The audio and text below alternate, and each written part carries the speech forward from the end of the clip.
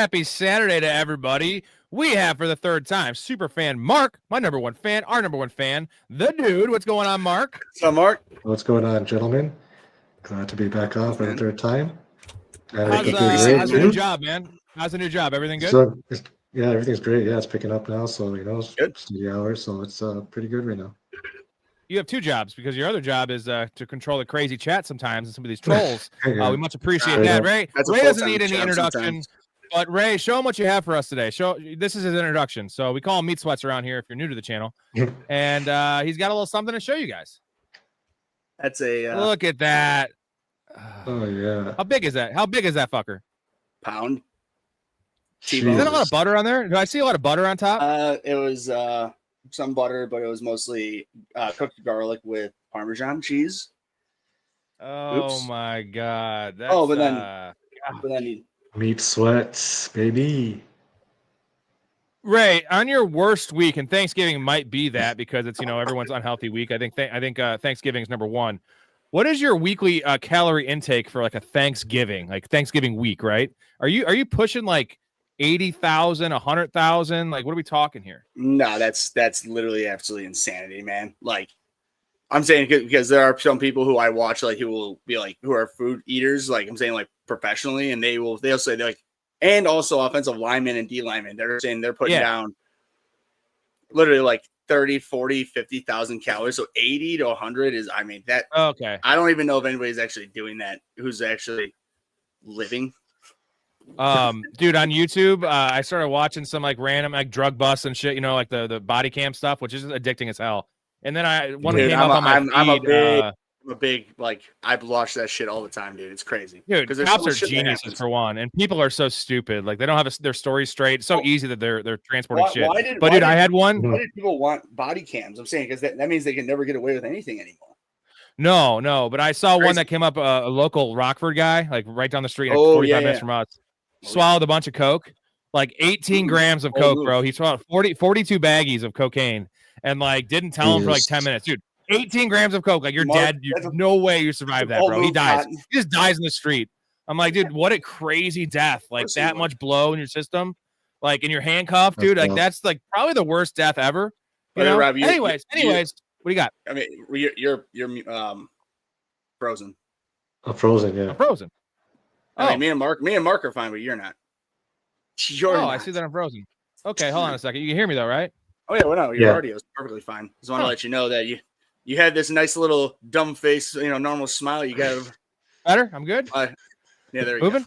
go. All right. Week 13, gentlemen. Week 13. We are getting down to the nitty fucking gritty. Crazy as hell. We have 5 weeks left of the fantasy football season.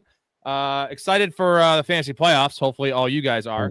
I'm gonna set you guys. I have a little thing I want to do here. What we're looking forward to most for Week 13, fantasy purposes, real life purposes, it's gonna be our 3 big things, but the segment is 2 big things.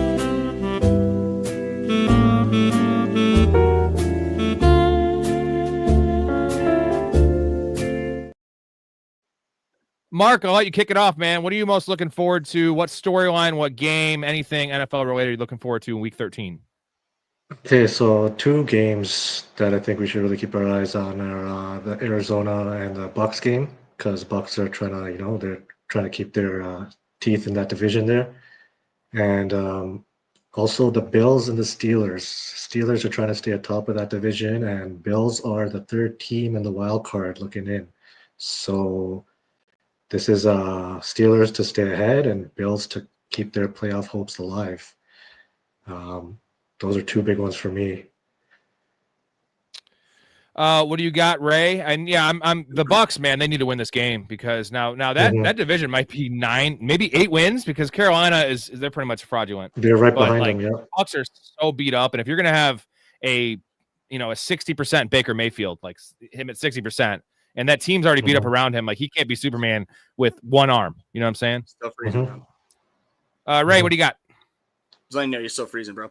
But I mean, I would say like right now, I mean, I don't disagree with any, those games I'm very intrigued with, and like those are games I'm definitely watching right now. One of the games I'm really intrigued with, even though I mean at this point it could be a complete blowout, but the Rams and the Panthers game, because I mean the Panthers are 6-6. I mean, it's just one of those games that you know, because the Rams are going to cross. You know, it's one of those cross country games. You know, I mean, let's be real. In a vacuum, we all three of us would think, and everybody else would think that the Rams would just kick the shit out of these guys. It could be a spunky game because first off, the Panthers are spunky. Like they're just a thorn in the side. You know what I mean? Like they're not good, but they're not bad, but they're not horrible. It means, and especially, I mean, if they're smart, they would take a part of the playbook out of Ben Johnson's playbook this week and just go Rico and control the ball. I mean, if they're smart, who knows if they're smart? Find that out.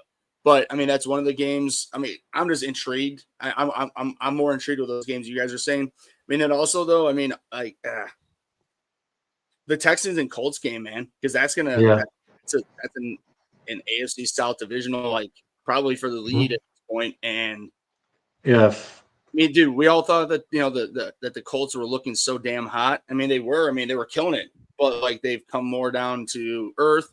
I still think Daniel Jones better than he did when he was with the Giants, but he's more looking like he did when he's with the Giants. And he's hurt. And he's hurt on top of it. So we got to see what his health looks like, right? That was my number one. It was just because if the Colts win this game, they pretty much win the division because they're going to probably have the tiebreaker. And they played twice. They played twice the last 5 weeks. I think they play week 18. But if the Texans win, they're going to be the favorite. I'm just letting you know that you're still frozen. Me and Mark still frozen. But I'm saying I heard on my phone as well. You're frozen. I don't know what is. I know you're back. Here. You're good. But I'm saying you were frozen. The Texans will be favorites if they win this game. They're going to be the favorites because I think they're a better team right now. I mean, their defense is an elite. It's probably a top 3 unit, not just defensive unit, just unit in the NFL. I'm going to go down to this last game though. Vikings Seahawks. Do you guys know what the spread of this game is? I don't, but I'd be willing to at Seattle. It's at Seattle. I mean, I'm gonna just tell you guys. I without looking, I would say it'd be probably plus 10, which is crazy. I mean, not that much. Maybe like 8.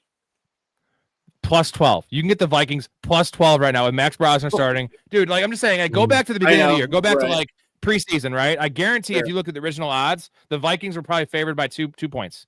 So like just look at the world we live in. And it's funny just because Sam Darnold went from the Vikings. Now he's on now he's in the Seahawks. Seahawks are riding high. I love that bet. I don't bet lines. If I would put a lot of money in the Vikings. Dude, proud team, good organization. Brosner can't be worse. He could not be worse than JJ McCarthy. And you guys want to know what it looks like when JJ McCarthy tries to throw a pass? Pass to the keys. Here you go. What the hell was that? It's the keys. I threw them right at you. I asked you to toss them. You threw them overhand. That's the way I throw, so. Well, jump in there and get them. I'm not going in there. I don't sink. What? I get in there. I just bob around like a cauliflower. Don't give me lines, man. Jump in the ocean and get the damn keys. No, Charlie, I'm not going in. I'm going to use your boat. I'm also intrigued to see. Nope. This could be the end of JJ McCarthy at his last realistic shot because if Brosner, an undrafted free agent, frozen again. I'm saying you're back. So you were frozen. Like, this is pissing me off. I don't know what to do. If he dominates, I can see too, but usually I'm delayed. If he dominates, like this is going to make JJ McCarthy look all that much worse because like a guy who's also unprepared, who was never meant to see the NFL field ever. Now, like let's say they win this game and he goes 22 for 31 for 310 and 3 touchdowns against this defense. Like JJ McCarthy would have probably scored 0 points in this game with what we've seen the previous couple of weeks. And like, I don't know, the weapons are there. The infrastructure's there. The play calling is there. It's just been one player. They're one player short, like one, and it's the most important player on the field, but really looking forward to that game. All right, guys, week 13. Again, Mark, thank you for coming on, my dude. And I'm sorry to cut you off. You are frozen. Can you pop out and pop back in while we stay in? Yeah. Don't say just try that real quick. Yeah. Sorry, guys. He keeps freezing. But yeah, dude. I mean, Mark, am I moving? Like, you're black right now. Not even black. That's racist, right? You can hear me. Yeah, so you're not even black. We can hear you. Know the volume's been there the entire time. Like your audio, it's just your. So maybe you're just gonna have me. It's just black screened. All right, let's see this.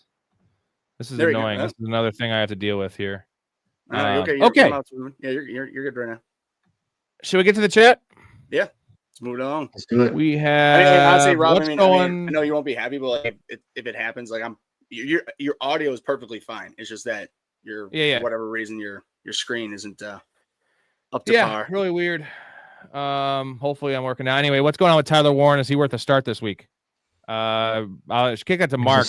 Illness. Week, right? He's sick right now. He got downgraded to questionable because of Saturday. But this is a must-win game. We just talked about it. Yeah, they're gonna need everybody they can put out there right now. I mean, if it's a sickness, usually these guys play through that unless you're really sick, actually physically, are just you can't move or throw up. Yeah, I mean, I'm with you. But most of the guys this year have played through those type of illness. They'll pop up in the injury report the last day or the day before the thing. But we're starting him if he plays, though, right? Fuck the illness. Yeah, for sure. Him. Dude, the tight end position is so weak. You gotta play him. Who the hell else you got? I mean, as a backup, I mean, I don't know, just throw up. I mean, I'm looking. I mean, Dalton Schultz, for instance. I mean, I'd be playing Warren every day and just taking that chance with him being sick. Mm-hmm. We got Mouth South in here, Downtown Sports, gentlemen. Check it out. Link in the description. Every Tuesday, 2-hour show, more NFL driven than fantasy driven. But they cover a lot of good stuff. What's going on, Mouth?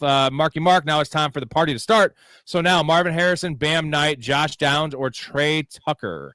Now Marvin Harrison, I feel like it's 50-50 he plays. So let's throw him out. Let's just not count him. I heard he was playing.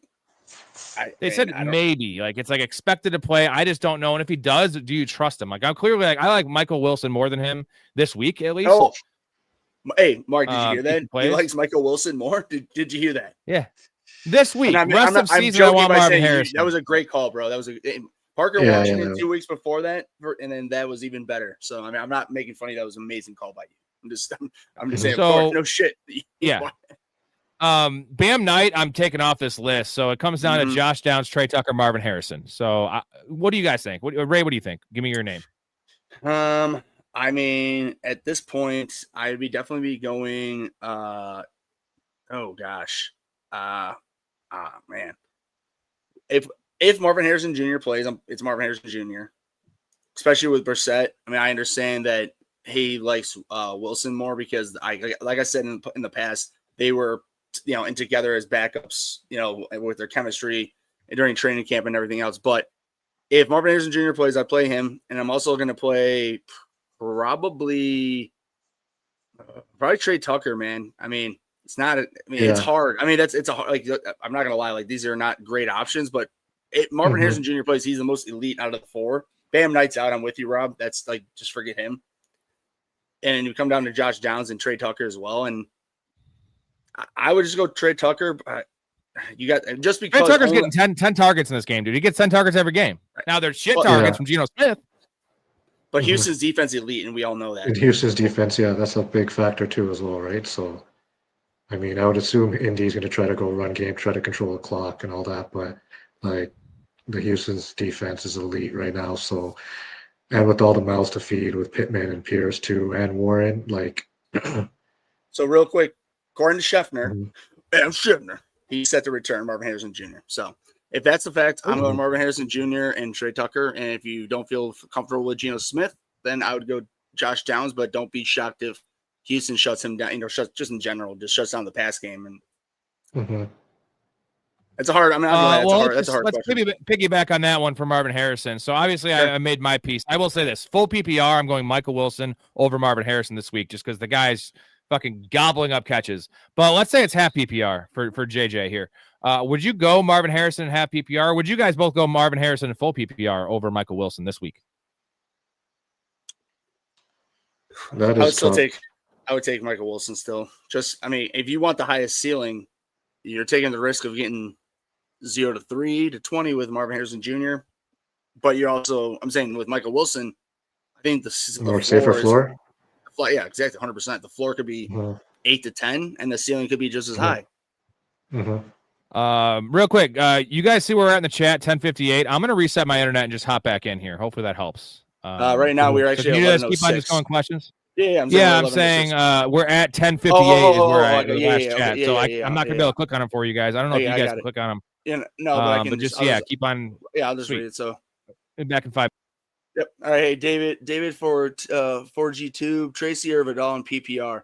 I mean, Hampton's not coming back right now, and I mean, I know it's full PPR, but Tracy's had that time, right? You know what I mean? Like he's Mm-hmm. had that time to show us. Like it's sort of like Gainwell or something like that, where like he's not a full 3-down back. Where Vidal, he probably isn't either in reality, but he's more suited to do that, to get more. You know what I mean? He's a more, instead of as an individual particular not even a gadget, because Tracy's not a gadget guy, but you know what I'm getting at. He's more just a particular situational player compared to where Vidal, with Hampton out, we know Vidal's still beginning the more upside, right? And Chargers are 9.5 point favorites too against Raiders at home. So the game script that's the difference. Raiders at home, like they're playing Raiders at home. Vidal's gonna be getting those handoffs. So I mean, the Chargers are coming off that disgusting loss too, big time. Yeah. So DB ball out. That boy Rob. Oh yeah, he's freezing, man. All right. So Silver Rapture says I'm in a must win, and I got a feeling Stafford is going to disappoint.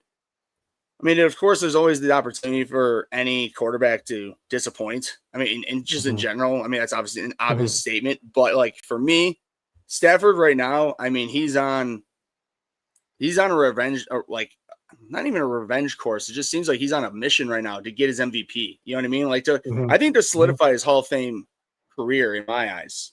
I mean, because I think, I mean, am I wrong? He seems like he's been able to do everything else, get that Super Bowl, at this point, be two franchises, like, they love him. I don't care what Detroit fans want to say. We all know they love him, as they should. And obviously the Rams fans love him. I mean, they're at Carolina. I think too, like especially with the Eagles losing yesterday, I think that the Rams are really looking to lock up that number one seed in the NFC. So that's a great every call, game dude. right now, I think, is a big, huge, like, must-win games for them, because like, how much would they love to have a bye going in, keep Stafford healthy for one more game, and like you said, too, he's on that MVP type thing. Like I don't see him slowing down. Like I would assume he's going to ball out. I mean, right now, we'll just say, because I got him in one of our leagues. I know this is a 6 PPR. Starting him in my league too. 6 passing touchdown, but since week 9, 33, 33, 16, 27. That's the last month. And then the week before that was week 7, because they had a bye in week 8, 36. And then he had week 6 was 10. I mean, literally, so week 4, 32, 30, 10, 36, bye week, 33, 33, 16, 27. Again, that's in a 6 passing touchdown league, but just don't get cute with it. I mean, who else would you have? I guess is that's what I mean. That's who would you start over him, right? Right. All right. Mouth says, by the way, Rob, please, my flowers says, all right. I'm back. Plus 12. Yeah. Oh, not dude. No, I can already tell you were much better position, dude. You'll clear. I gotta say this. One more. I was listening to your comment. One more night. Good points about Matt Stafford. J.C. Horn's out for this game. So if you were trepidatious about that secondary, which Carolina is much more of a run funnel than a pass funnel, they're missing probably a top 3 corner in the NFL. That's going to change their. He's the captain of that secondary, even though he's a corner, not a safety. Like that's just such a nice boom for Matt Stafford, and it's like. You can't double the thing is you can't double Devontae Adams, and if you start doubling Devontae Adams, you have Puka Nacua going off for 9 catches and $150.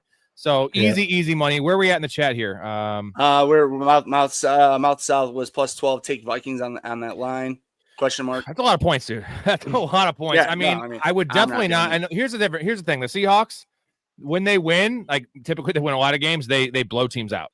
Now that Titans game, how they didn't cover that Titans game. They were up by 24 in that Titans game. They only winning by 7. And they just stopped trying in that game, which is weird. Yeah, that's the thing. I think they stopped trying in the end. I think because they also knew there's no way they would have came back to win. They were just playing prevent defense. But what do you guys think? We're taking plus 12 in the Vikings. I know it might be a stay away, but that's just a lot of points. It is. I mean, Mark, go ahead. I would love to hear your answer. Yeah, I probably wouldn't touch it because we have no tape on Brosner. He could just go out there and be a fucking shit show and fumble the first 3 drives, throw an interception, and it could just go 21-0 real quick, right? So if there was some sort of tape, if he had played a game earlier in the season, or we just saw something how he kind of operates, then maybe make a better call. But it's for me, it's too risky because like they could easily just get blown out. But Browser could hold it down and keep it close, right? But yeah. No, I'll just go back to what Storey and Rob and I were talking about yesterday. I mean, those two are believing that he is a better option than JJ McCarthy. Now, I'm not going to sit here and say you guys are wrong. We said this. We said the stat earlier, Rob. 800 plus quarterbacks, and JJ McCarthy is second worst to Jamarcus Russell. So the bar is already that low. Theoretically speaking, and just being logical. I mean, we're not even saying like this is out of left field, like to say this. Yeah, Max should be like top 600 realistic. I'm just saying, like. Yeah, he's definitely better. He can't be worse. Literally, there's no worse. The worst is the worst player I've ever seen. I did literally never watch a day of film and was 280 pounds trying to play quarterback. So I have watched a lot of Max Crosser film. And here's the thing: you said there's no film on him. That's not necessarily always a bad thing because it's harder to prepare for the guy. And I like what I saw. Man, quick release. The Bears quarterback. Well, I meant no NFL film. Tyson Bagent. Undrafted is not a good thing. I think that's what Tyson Bagent originally, besides him having the like so much experience playing in college with the amount of game experience, he doesn't know he was a Division II. Who the hell would really break down Division II film? I'm just saying that's the same as undrafted in my eyes. Well, he was undrafted, but anybody undrafted, usually a quarterback, especially. David, first league, Rams or Broncos? What do you guys think? I'm going Broncos off a bye against the Commanders. I know Terry McLaurin's back, but you also get Pat Surtain back and Alex Singleton. That dude, their defense is now been playing well. Yeah. You're getting one of the best coverage linebackers back, and you're getting the best cornerback in the league back. So I don't know. I love the Rams defense, but I know Bryce Young is really inconsistent, but he has shown out, one of the last 3 games, which is a 450-yard passing game. Mark, do you think it's Broncos? Yeah, bro. Who's at home for that game? Broncos or? Broncos are at home, I believe. Let me. No, I mean, I was already leading Broncos, but at home, then I think. No, Commanders are at home. Commanders are at home. Oh yeah, I'll still go Broncos. The Rams are on the road too. Yeah, they're both on the road. Yeah, Broncos need to get a dub too. So. I mean, I'm going Broncos just because me and Mark were talking when you were figuring out the audio or your videos that I do think that if this is a big if, but if the Carolina Panthers are smart, their coaching staff, they're going to take the exact playbook that the Ben Johnson and the Bears just did to the Eagles, and that's their best way to keep in that game against the Rams is to control the ball with the Rico Dow. In my opinion, that's really the only way they can really keep themselves in this game because Bryce Young, he's not terrible, but he's very sporadic, and sort of like Caleb's been this year. And that's why I know the wind was crazy with the weather yesterday, but nonetheless, it doesn't matter. And I feel like the Broncos is a more must-win than the Rams are a must-win. Mouth, this is a Tiny Dancer game. Again, shout out Mouth South Downtown Sports in the description. Love you, Mouth. Platforms. They had fucking Iron Eagle on their show. So go after the stream. Go check out their most recent episode. Pretty good show. This is a Tiny Dancer game. It's Kenneth Walker. Minnesota D can't stop the run this year, and their secondary is good. Flores is going to hurt Darnold and stop JSN. Bet the Minnesota line. Are you saying money line, or are you saying the spread? Because the money line would be really juicy. It's like 5-1. And speaking of Ray. I don't know, man. I would say he's saying bet. I would say he's bet Minnesota line. I know it's coming every time at this point. I don't care. Yeah, a little follow up. 12 points is just a lot. He said spread. Yeah, if you want to get juicy with it, man. I actually made a same game parlay on Erica's account because I like to do whenever it's like a 50% boost. I go big. Did you hear that? Did you hear that, Mark? Not on his account, on Erica's. So cool. Well, I already used my boost. And I did it on a different game. It's the same game. I did Justin Jefferson's 14-1 for the first touchdown. So I did plus 12. I did Jefferson first touchdown and Cooper Kupp over 2.5 receptions. I think it's a three-way there, and it's like $10 to win 1,000. It's like that's insane. Like Justin Jefferson, I know he's been terrible, but he could do it. I think you're just really praying to the football guys that this Max guy is going to be. Side note for Jefferson, so say Browser comes out and he balls, like Justin Jefferson owners are probably going to be like have a little glimmer of hope and faith back in their boy because playoffs coming out. He has one of the best wide receiver schedules, and if Browser could be a resurgence for him, then that's the league winner for you right there. Mm-hmm. That's a great call, bro. 100%. Second one for David. He said Colts, Steelers, or Bucks defense. I'm stressing over this one. I'm taking the Steelers defense out against the Bills. Yeah, hungry Bills team. Not the Steelers. I'm going Bucks. Well, and this is partially because it's like I like this week's matchup, but we talked about it. Ray is that their fantasy playoff schedule is great. Mark, you saw that, I'm sure, dude. Like, and I think they're the same, right? Colts or Bucks. Once they were on the wire, I scooped up and I held on to the Bucks defense. I think it's flip a coin, Bucks or Colts. But if you want something, it's like just take the Bucks, because then you have them the rest of the way. I don't want to roster two defenses, so we're going Bucks in that one. Mark, Schultz, Waller, Theo, or Gatson in PPR. Darryl Waller making his return this week. Yeah, I mean, I really like what I saw what Waller did, but he's coming off of IR stint. Like, we got to see maybe one game how he is. I wouldn't be surprised if Waller comes out and he balls again, but if I had to take a full PPR, it's got to be Gadsden or Schultz for me. Probably leaning Gadsden. I would say that I think Schultz is out. Not necessarily like totally out, but he's probably the least. Mm-hmm. I was just trying to look. I mean, I'm not sure what Theo. Well, I'm going to say Waller. Waller's the least. No. Well, I'm sorry. Yeah, Waller, because he wasn't he? He was the top tight end when he was healthy, right? He was balling. He had 4 touchdowns in 3 games. Waller the baller. Yeah, crazy. Oh, he had a touchdown in all 3 games and 4. He had a double. So Waller the baller. So that's the answer. I'll leave it at that. Because I don't know what Theo. I don't. No one mentioned Theo. I like Theo because he does really. Jackson Dart loves Theo, so I'm gonna go. I think Gadsden's the answer. That's what I was gonna ask you. Is like how well did Theo Johnson or why that? Yeah. Who are the Giants? If it was half. Giants they're at New England on Monday night. Yeah.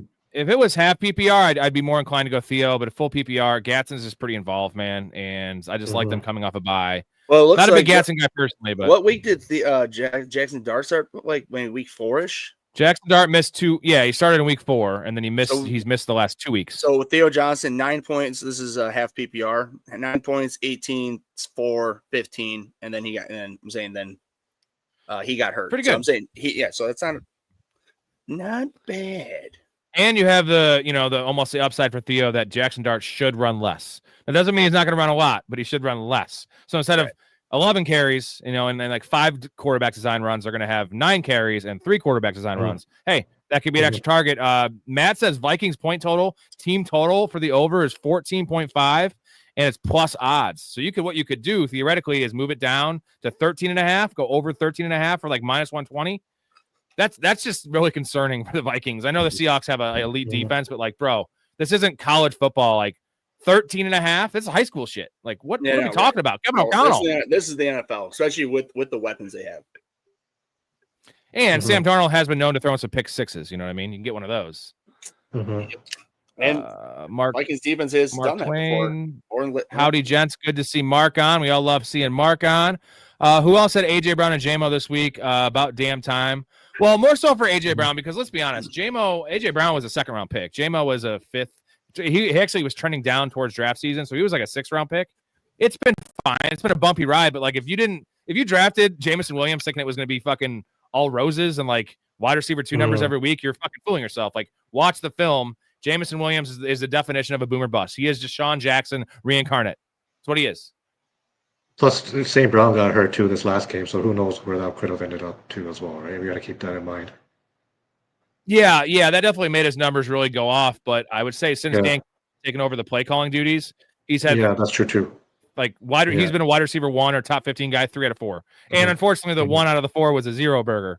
But like that's what we sign up for. That's the thing. That's why he is the ideal wide receiver 3, because you can afford a 3-point game from your wide receiver 3 and still win. And the nice thing is he can win you weeks. So St. Brown, Ray, you got to be celebrating. St. Brown's injury does not look very serious. At least not. I wasn't a high ankle sprain. I am celebrating, but nonetheless, it doesn't matter. Like ankle, it just still scares the shit. I'll put it this way: I know he was trying his damnedest, and he just couldn't get through it. And then they came out saying like it'd be a couple weeks, probably. It'd be one thing if right away they were like, you just know how the coaches are, and when Dan Campbell did not go down that road of being like not looking good. You know what I'm saying? So to your point, Rob, I'm very happy that was not like he was optimistic, like, oh, like he'll be out a little while, but at least, especially the league I have him in with you and I have by you have far the time. the best. You have the time. You have a bye. Right. So, and there's two nice things if you're a St. Brown owner. Now, I am not a St. Brown owner, but if I was, two things I could hang my head on. For one, the Lions aren't like locked into the playoffs. They're definitely not locked into a bye. Like they might miss the playoffs. So they're more likely to bring him back early. And two, Amon-Ra St. Brown is a fucking badass, dude. That dude. Remember how he had that knee surgery? Remember how he had knee surgery last year and he played through it the whole year, like, and still was balling? Now, you might not get a full, you might not get the 100% St. Brown, but like 80% of St. Brown is still a top 8 receiver. So maybe his upside goes down a bit, but he's not going to be out. He's not going to IR. Yeah, JSN, baby. Mark says Wan'Dale or Sutton this week, full PPR. Mark, you think it's Wan'Dale? He's been too hot. He is on some sort of fire right now, and Sutton is. We all know what Sutton's story is, right? So I would ride the hot hand, honestly, and go with Wan'Dale because, like, I don't know what I saw. I saw he was putting up some ridiculous stats compared to like all these like top end receivers in the league right now. I'll say two things. One, I have Sutton and I need him to do well, but Wan'Dale's been putting up numbers. But the Wan'Dale, those numbers been with Jameis Winston, who always puts up fantasy numbers. Now with Justin Jackson Dart coming back, I'm just saying, just don't expect maybe those exact numbers. That's true. That's a good point. That's a good point. I'm with Rob though that Jackson Dart probably will not be running as much, so that will force them to pass more. So when Wan'Dale's, his value should not maybe plummet, but I wouldn't expect high-end wide receiver 2 that he was playing at. Like go back to like wide receiver 3, but a startable wide receiver 3. What's wild is everyone, no one drafted him, definitely in best ball. He was like a 15th, 16th, 17th round pick. And he was coming off a year where he had 90 catches. And it says it was 90 catches for like 700 yards because he was the most unsexy pick. But sometimes in best ball, getting those nice floor guys is really smart, especially that late. But dude, he's turned out to be a boom guy. He had that game against the Cowboys. He had like 130 yards and a touchdown. He's now had 3 giant games that would be in your lineup no matter who you are in best ball. So what we got to be mindful of this. Instead of taking guys like Isaac Tesla in that range who ain't seeing the field, just take a Wan'Dale Robinson. Take that. Hey, Mark, real quick, because I know Rob is, at least me and Rob, as you know, we talk about opportunities. Like, that's why I'm with Rob. Like, I will, like, Chris Olave going in this year, I knew it was not going to be having a great offensive opportunity. Opportunity was there, but just a system. And yeah. But I mean, here he is, like Rob says, he's still he's a top 10 receiver right now, and he gets all the opportunity by a mile. The sheer volume. Thank God Tyler Shutt, or what the fuck his name is. Thank God he's gained some sort of repertoire with him. He still is not accurate, but at least he's getting him 10 plus targets every game, and that's a godsend. I'd rather take that. Do you guys know? Well, and trading Shaheed. Do you guys know how many? Where he ranks in targets, total targets this year, Olave? Top 5 for sure. Yeah, he's probably top 3, if not second. I would 2. Yeah, he's second. That doesn't shock me. Second, dude. Wow. 7th round pick. First, Mouse says, I think it's crazy. It's still Jamar Chase. And he missed the game for spitting. No, it's Jamar Chase, and he missed the game for spitting. Oh yeah, that's only true. Because Flacco. Yeah. He had the one game with 23 targets. Yeah. Right. No, JSN is up there, but like he just catches every single target, so it seems like he's getting 15 a game, but he only gets 11 and he has 9 catches. So Miles says Kafka should stay on the Giants staff. Somehow 20 against Green Bay and that Detroit performance with no dart or scat. Mike Kafka is a quality play caller, and you might lose him to a head coaching gig is the problem. If someone's smart, the problem is, or the nice thing is, most teams are not smart. But yeah, I think that would be for sure. Okay, I'm gonna hit you guys with the intro. You guys are gonna like this intro, Ray. I think you're gonna definitely like this intro. And then we'll get back to more questions. Here we go. Boom.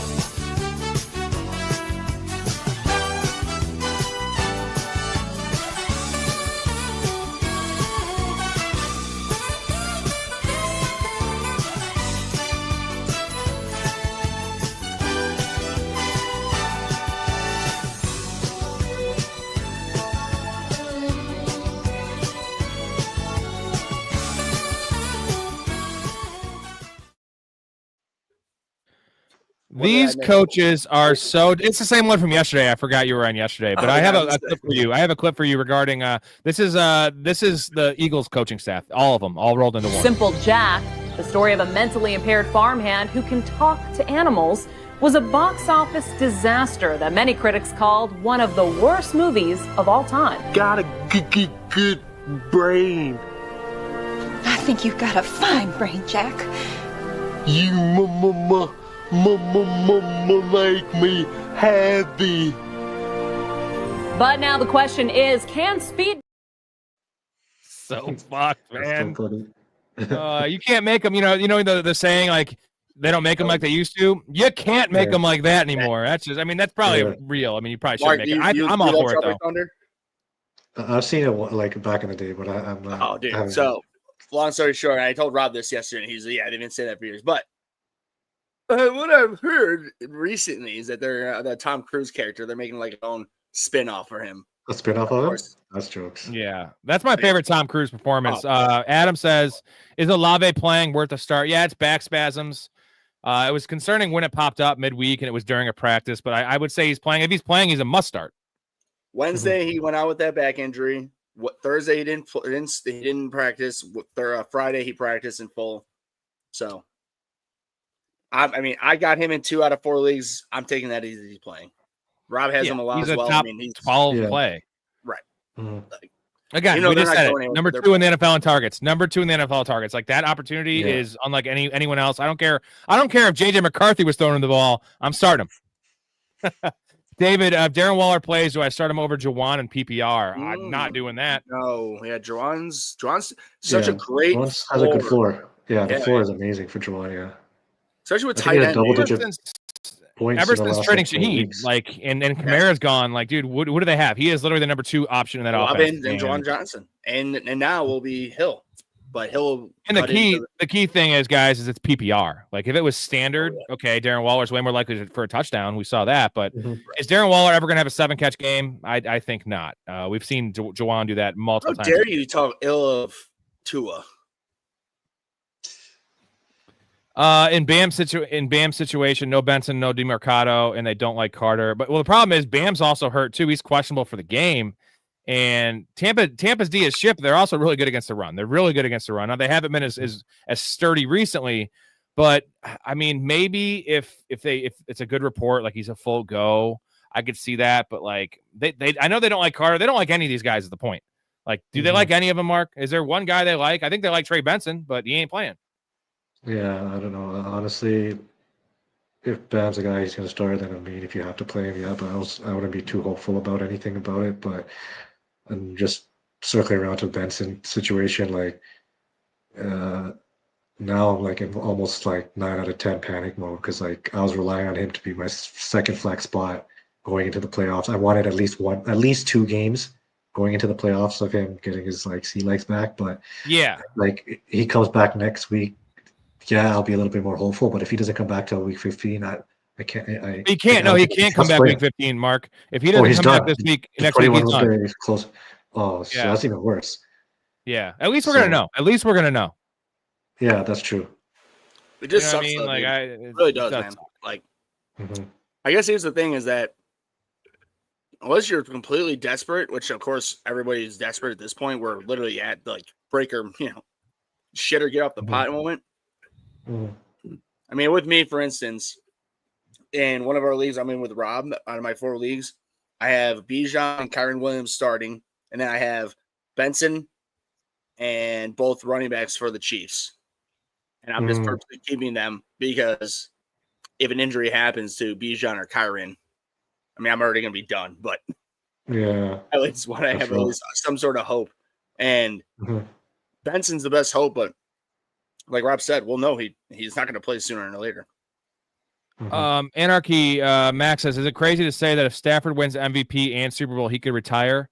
No, I don't think so because none of these guys go out on top, right? Like who goes out on top? Nobody. It's a nice sentiment. It sounds good, but do they ever do it? Yeah, and he looks nice too. Like he doesn't look like he's playing like weak or like tired or like he looks like he's got juice in the tank. Like I would even push to say he'd play like 2 more seasons. Bro, he looks better than he did 3 years ago. It's insane. It's insane. But I'm telling you guys, if he wins it's one thing if he wins a Super Bowl, I think he'll come back. But if he wins, because he never won MVP, right? Or am I wrong? Yeah. So if he wins that MVP, and they win the Super Bowl, and he wins Super Bowl MVP. I know it's a lot of what ifs, but I'm just saying, what's he clean sweeps that? I think he would retire, to be honest. But I'm just going on history of not just his history, but just any elite athlete, right? They run it back, or when they still have gas in the tank, they always leave 1 year too late, not 1 year too early. This would be maybe 1 year too early for him. I've never seen it. No one does it. Besides Andrew. No, there was one quarterback or athlete that did do that. It was John Elway, right? He was the one who did it, right? He retired after that second Super Bowl. John Elway? Yeah. No, he was 37 during that, so that's not that early. I mean, retired on top, being the Super Bowl winner. Right, because he was 30. Yeah, I guess. But the thing is, if you watch those games, John Elway was cooked. He was definitely cooked. He reminded me of Peyton Manning in those Broncos years. Right. Yeah, he was cooked for sure. And real quick, man, I'm pretty sure Matt Stafford took steroids. When that whole offseason stuff. Dude, because it was bad, and the report was like he's gonna give it a go. He fucking flew his ass to Europe. He was not at any training camps, and he definitely got stem cells or some shit. I think McCaffrey did too, man. Both of them pulled the Kobe thing. Went to Germany. Yeah, and they did, but all of a sudden when they go to Germany, they got the unreal watching that guy play. And coming off 2 double Achilles and his calf last year, I'm like, okay, this guy's gonna play 6 games this season. This guy's Mark, Mark, do you think that he got Mark, do you think that they got the Booby Miles treatment over in Germany? Yeah, they had to have, man. That's I don't know, man. These guys do some next level shit. It's they have some serious connects. We know that athletes are next level, but we also all know that that's why I love baseball, and I put nothing against those guys that took steroids, because every person was taking steroids. Maybe it was 90% of guys. So maybe that 10% that wasn't, they really all should be in the Hall of Fame. But the rest of them, it's you still Barry Bonds, you still hit at the baseball. Good luck hitting 100-mile-per-hour baseball for anybody. Ray, I always say this, okay? I want my athletes on steroids. I want my rock stars on drugs. I want my porn stars on Viagra. Okay? I want those 3 things, because I don't want to see a limp dick. We all want enhancers in our entertainment is what you're getting at. Yeah. And I'm with you on that. I want the best. I want the goddamn best. Just like you want me on the show drunk. You don't want Rob sober. I mean, you want me drunk. You want Ray eating meat. That's what we want. Mark, do you like baseball? Yeah, I watch a little bit. What I'm saying, when you were growing up, basically getting at is when Gagne and Bonds went against each other. Do you remember that? When they had that, you know what I'm talking about? They had this unspoken agreement that Gagne was only allowed to throw 1 breaking ball, and he had to throw fastballs every other pitch. And he threw the 1 breaking ball, and of course Bonds nicked it off. And it was I don't know, maybe 11, 12 pitches in, and 100+ mile-per-hour fastball from Gagne on roids, and Bonds just launched it opposite field. It wasn't even to right field, to left field, opposite field, because they had that was the 2 best at their craft, juiced out of their minds at the top of the peak, and that's what we want to see in baseball and in sports. All right, I gotta read a couple things here for you guys. I also want to get to my bets and see what you guys have for what you think about my bets. But I need to shout out. Also, if you're in here, you've not liked the video or subscribed, only 12 likes in this video. That's pretty fucking weak. We got Superfan Mark on the show. We got Big Ray on the show. We have 6 rotating guests every week. You're going to get a lot of good stuff here 7 nights a week, guys. I've already been on 20 hours this week alone. Here's Helen Hunt, if you're wondering about Helen Hunt. Hello, Helen. Shout out to the Patreon members. Appreciate everyone. New member there. We have Tags, Nick Tags. His brother, by the way, was very famous on Fantasy Pros. He passed away. Shame, but shit. I love Tags. Tags was awesome. That's his brother, friend of mine. Appreciate you. Want to get down, support the show. A lot of good perks, man. Free hat giveaways. We have guest appearances on the podcast. You could be sitting where Mark's sitting right now. Community fantasy leagues getting ready to kick those off for NFL playoff fantasy. Also, access to the Discord and my bets. We're going to get into my bets right now, gentlemen. I want to see what you guys think about them. We went 3-0 on Thanksgiving, and then Saquon Barkley laid a giant dump on my fucking chest. Go fuck yourself, Saquon. No, more so the coaches, not Saquon. It's not Saquon's fault. All right, we have 6 bets here, 4 on Sunday afternoon, and then we have Sunday night football, Monday night football. So I'll read them off to you guys. Let me know which ones you like the most, which ones you hate the most. First one, Bryce Young over 8.5 rushing yards. Same game, we have Kyron Williams over 65.5 rushing yards. Nico Collins over 64.5 receiving yards. Ladd McConkey over 4.5 receptions. RJ Harvey over 47.5 rushing yards. That's personally my favorite bet of the week. Stephon Diggs over 47.5 receiving yards. Monday Night Football. So, Mark, favorite bet on that slate? I really like Ladd's over 4.5. I think he's going to get a lot of quick passes. The Chargers got embarrassed that last game, so they need to come out on firing on all cylinders. And I low key like that Bryce Young over 8.5. It's one of those low. You kind of think it's a trap number, but Bryce seems to be a little bit more confident, playing a lot better lately. They're actually in the hunt for like a division title there, so or like top division spot. So he's going to have to move around and be mobile against that stout Rams D. And the rest really look really good too. Least favorite. What's your least favorite? Least favorite. That's good. He's pausing because he doesn't know what his least favorite is. Yeah, like I don't know, maybe the Kyron or the Diggs, but I still kind of like it. I kind of like them all, to be honest. I think my least favorite is Kyron. You like RJ Harvey or no? Is that just more like a wild card? No, the RJ Harvey is just the wild card. Like, because I really want to see him produce that much rushing just based off what his last few games. But I mean, he should easily crush that number. But it's just Commanders too. How they want to utilize them like that, right? But yeah, no, everything looks good. My question mark is Nico Collins, mostly because I think Sauce Gardner's terrible, but like their secondary is improved. But see, the nice thing is CJ Stroud's coming back, so like that's a boom for Nico Collins. Like that is his boy. Ray, give me your top two favorite and your top two question marks on this slate here. So I think that Bryce Young is a lock. I mean, 8.5. Dude, that's literally just one scramble. I mean, especially how good that Rams front four is. They're going to chase him out of the pocket. Yeah, I mean, I would like to think. I mean, again, it's a bet, obviously, but that just seems logically very simple. Based again on only because of how good that front four is, that he's going to be pressured, and he's going to in one of the good things he is at is scrambling and just like getting those extra yards. Yeah. So I like that. The Kyron one I don't like, only because I have him in 2 leagues and I love him. There's just something about the Rams that let's put it this way. He's either gonna like crush it or he won't. It's the 0 to 100 with rushing yards with him. I hate to say that. I'm just saying, like, for me with fantasy, it just seems that's what it seems like. It's like he gets 80 to 100 plus yards or he gets 40 and less. Like sometimes maybe how involved Blake Corum is too. Maybe could be possible, right? And I mean, so those are the one and one I like and don't like. I like that Stephon Diggs one. I mean, they're at home, and I think especially against the Giants secondary, that's not great. And especially Diggs has just been ascending, since probably like week 4, 5, 6, somewhere in there. Like he's been pretty damn consistent. And it seems to be Drake May's favorite, at least his go-to guy when he needs him. So like 50 yards seems like that should be a pretty good one. The second one I don't like.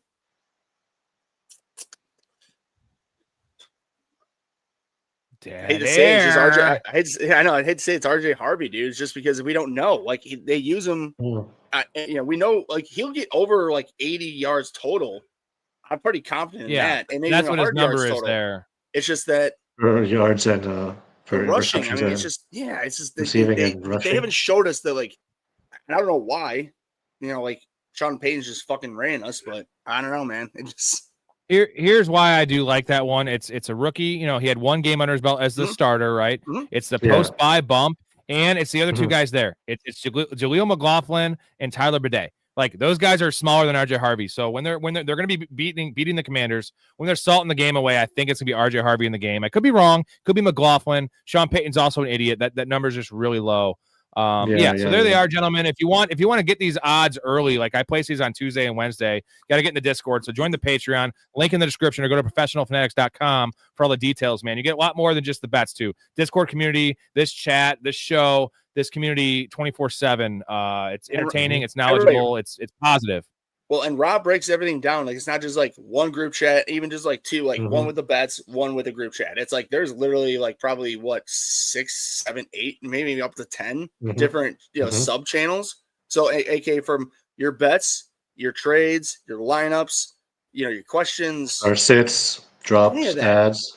Yeah, like anything. Like, and again, we've said this a million times. It's pretty much active 24/7. Not really, but like about 4 a.m. to 6 a.m. Central Time. Well, when me and Rob see it, like that's pretty much what do you mean by Pick'em League? Like, is it like a survivor pool or like survivor probably? I would guess. Yeah, let me know in the chat below here, and we'll help you out there.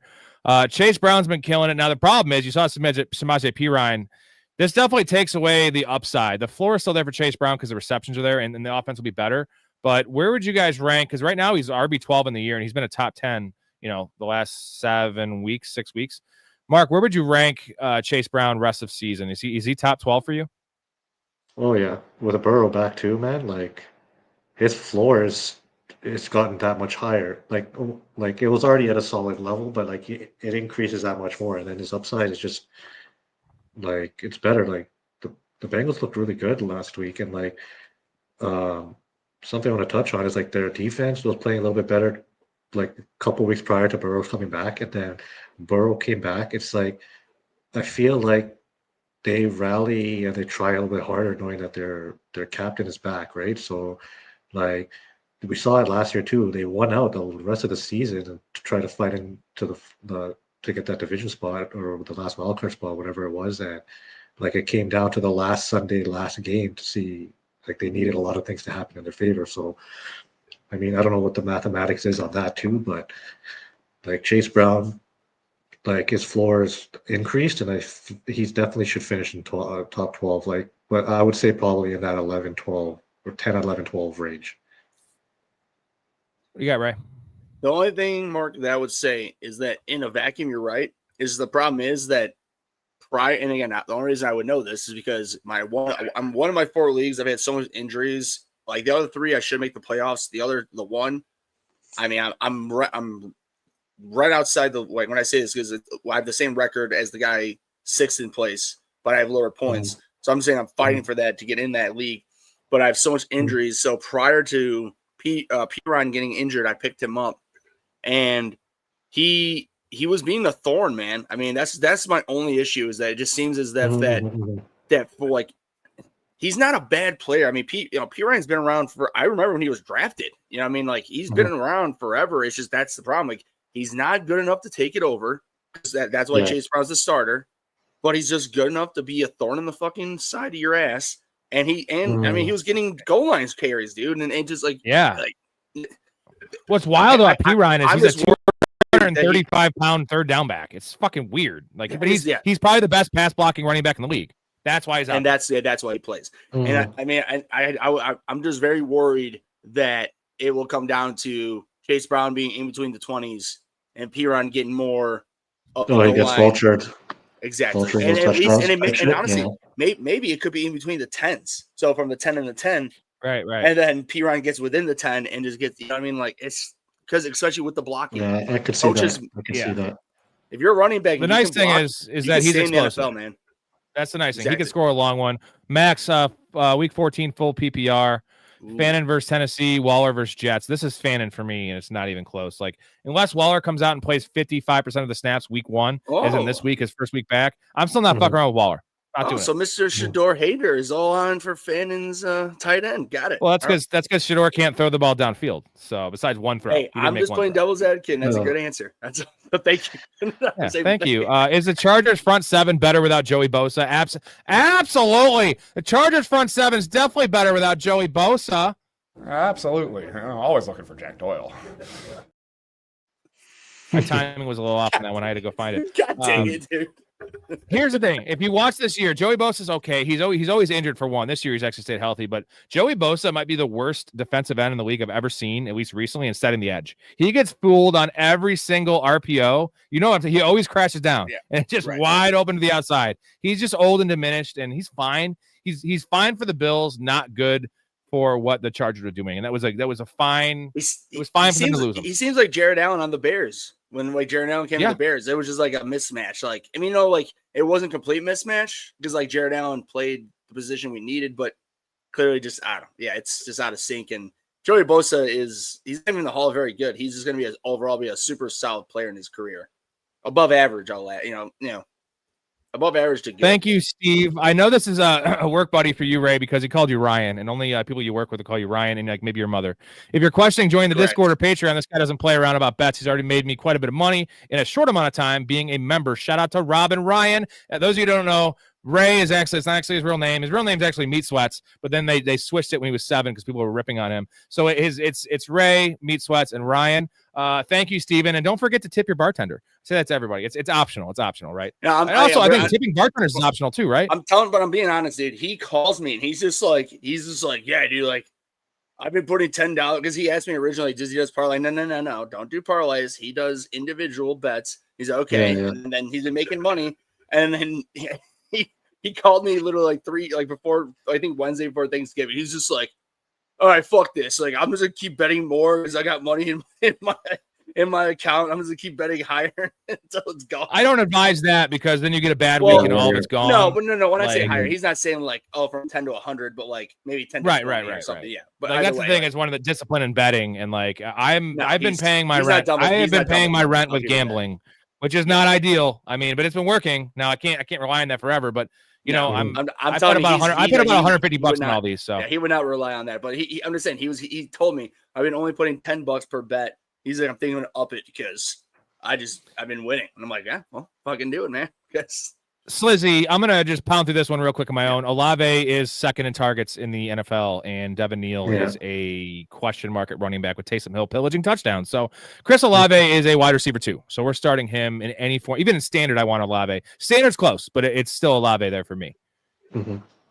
Let's see. GT, really good chance of winning, even if Warren is out. But should I drop DK for Gatson or another tight end to be safe? Well, if you have a IR spot, just wait for Warren to be ruled out.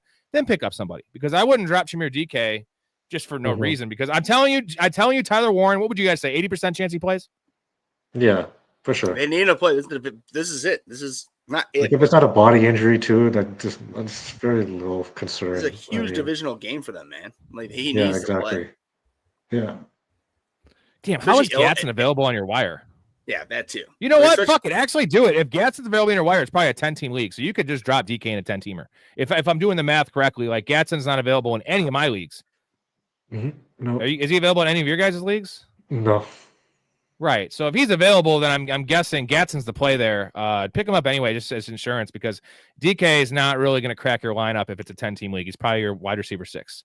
Mike Swift. I need one running back and one flex. Genty, Vidal, Emeka Ibuka, Michael Wilson, Pierce. I'm thinking Genty, Wilson. No. I'm playing Vidal over Genty this week. We have Noah Marion Hampton. Baker's playing, so that's good for Emeka Abigbu. What do we think? So the running back's Vidal. We agree with that, everyone? Yeah.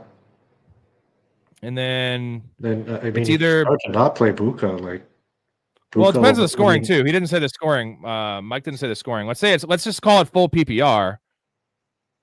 Oh, Genty or Buka. If I would say Mike Wilson, but I'm not playing Wilson over Genty or Ibuka if there's Marvin Harrison back. That's the thing. Mm-hmm. And apparently he's back. So we like a Big Boo this week. You got to give credit to this rookie sensation wide receiver out of Ohio State, Emeka Egbegboo. Emeka Egbegboo. Emeka Egbegboo. Maybe that's our answer. If Baker is playing. I think we're going to go Ibuka and Vidal. Is that the safe option there? It sucks to bench Genty. Isn't it crazy the world we're living in? I guess you said it. Safe option. If you want more upside, I would go Genty, and I would still go Emeka Egbegboo. You really want to sit Vidal though in this game against a shitty ass team? No, yeah, they're at Vegas. You're right now. No, you don't. They're 9.5 favors. Home favors. No. Either way, you don't sit at Vegas. I'm sorry. You're right. No, sorry. Nope. Yeah. As much as it does suck, you don't sit at Vegas, and you might get fucked, but I would think you wouldn't. It's just a shame that Genty, like, it's the usage. Like Genty, I mean, I think Saquon's usage is more concerning and like head scratching, just because like they're winning these games, and Saquon Barkley's a Hall of Famer and Genty's a rookie. But like they at least there's like reasons in the Eagles offense. You have AJ Brown crying, you know what I mean, like whining, and you have Devonta Smith, you have Dallas Goedert. Like, who do you have in Vegas right now? And you had Bowers missing most of the year. You didn't have Bowers. Jacoby Myers in and out of the lineup crying as well, like not to get targets, like he wants out of there. Trey Tucker, like, give the ball to Ashton Genty like 22 times a game, because at least it keeps you close in these games. Would you agree, Mark? Like, what are they doing? Yeah, like I'm surprised they don't, especially knowing Pete Carroll's the coach. Like, he used to live and die by the run when he was in Seattle. So I was like, what happened? Like, did he fucking get some dementia when he switched teams or something? Like, and just pretty old. Forgot what he said. Like, dude, like, I swear that was his bread and butter, was the run game. So I don't know why you just drafted like the high pick on a rookie and like looks good and actually pretty talented, and then you just don't use him in the run game. It makes zero sense. That's literally the only fucking reason I decided to draft him 2 out of 4 leagues, because I'm like, okay, Pete Carroll. You hire Pete Carroll, who loves running the ball. He drafts for Geno Smith, so that means just he wants to open up the play action. Play action, yeah. And you drafted him 6th overall, a running back. Yeah. Well, you know what, Pete Carroll, he made a good call about CTE. He might have chewed himself to death with CTE with all that gum. Yeah. I mean, fucking farm animal on the fucking sideline, dude. Just Brainerd, Dave, I met Mark, you know our friend Dave, but our friend Dave Brainerd, he was in our Halo text group hating on Caleb. He said, well, the Bears are going to lose this game because he's chewing that gum like a Pete Carroll horse. Oh my God. Ray, I know what Ray would rather chew on. Ray wants to chew on meats, and he definitely would love to chew on some tacos. Don't think just because I got a lot of money, I'll give you taco flavored kisses, honey. Fulfill all your wishes with my taco flavored kisses. Taco, burrito, taco, taco. Taco flavored kisses for my bin. Okay, Ray, you chugging beers tonight, or are you just chugging down meat? Mouth. If Warren doesn't play, insult me by saying I'm going to chug meat and not beers. Wow. Mouth. This is a good call. If Warren doesn't play, down shoots up boards this week. Same routes. Yeah, man. It's a good call, because in our home league in XFL, there's no flex, and I had Malik Neighbors. Regardless, I'm starting Alec Pierce this week, and Josh Downs is on the free agent wire. And if there's no Warren, I may very well pick up Josh Downs and start him over Alec Pierce, because I need floor. So you can't get him. So go fuck yourself. So no Warren, Pierce or Downs? Downs, or there's no Warren. If there is Warren, say there's no Warren. If there's no Warren, Pierce or Downs? Because he's right. Downs. I mean, say Mouth is right. He runs the same type of route tree that he would be the intermittent. Downs is on my wire too. I might have to pick him up and play him. Mouth makes a good point here. Chip Kelly is gone, so you might get your wish with the usage for Genty, and it can't get worse, right? Oh yeah, I forgot they got rid of him. Wow, a little feather in our cap for Ashton Genty there. I only have Genty in one league. I start him every week. Dead old man. So Pete Carroll will take over offensive play calling then? I would assume. Well, no, he can't even read anymore. He's got fucking dementia and CT from all that gum. Like, dude, his play sheet would just be covered in gum. Like the underneath of a desk in elementary school. Like, can you imagine Pete Carroll's desk, his fucking office, dude? It's just gum everywhere, just in his hair, just everywhere, man. That dude fucking falls asleep chewing gum. I got a shout out to my dad. My dad chews the same piece of gum all day. He's like, I like it with no flavor. He'll take it out to eat. Yeah, it's insane. Dad, I love you. That's super weird though. He's listening right now, I guarantee it. Or he'll be listening in the morning. He goes back and listens to it all. Listens to all my crazy ass rants. Thank you, Mouth, for donations. Also, for everyone else in here, if you want to help support this show, obviously the Patreon's the number one way. I'll say this. Here's Helen Hunt. We love Helen Hunt. This is Big Ray. Oh Lord, everybody enjoy. And then this is you gotta start charging to show that picture. Yeah, well, Rob, one of my good friends, Mikey, he fucked up, just gave it for him for free. Rob's just What? Rob's just showing the OnlyFans page of Ray for free. you Oh can yeah, monetize that it is picture. 100%. Anyway, the beer chug fundraiser every 5 super chats, any color, beer chug. Every $20 super chat, beer chug. Everyone that signs up for the Patreon during the show live, I get the notification, beer chug, and that includes me and Ray. Beer chug. We like chugging beers. We'll do it anyway, but yeah, we'll do it anyway. Yeah, also, Mark, I want to plug you this. See when I try to help the channel and he tells me no. God. Well, Ray, I can't afford to pay you right now. So, like, the last thing I want you doing is paying me when you're helping me on the show. Wait, so I'm having a good can't time and I'm willing to pay $20 to have another good time for a half hour and drink a beer? It's the same It's shit going to the bar. recycling the money.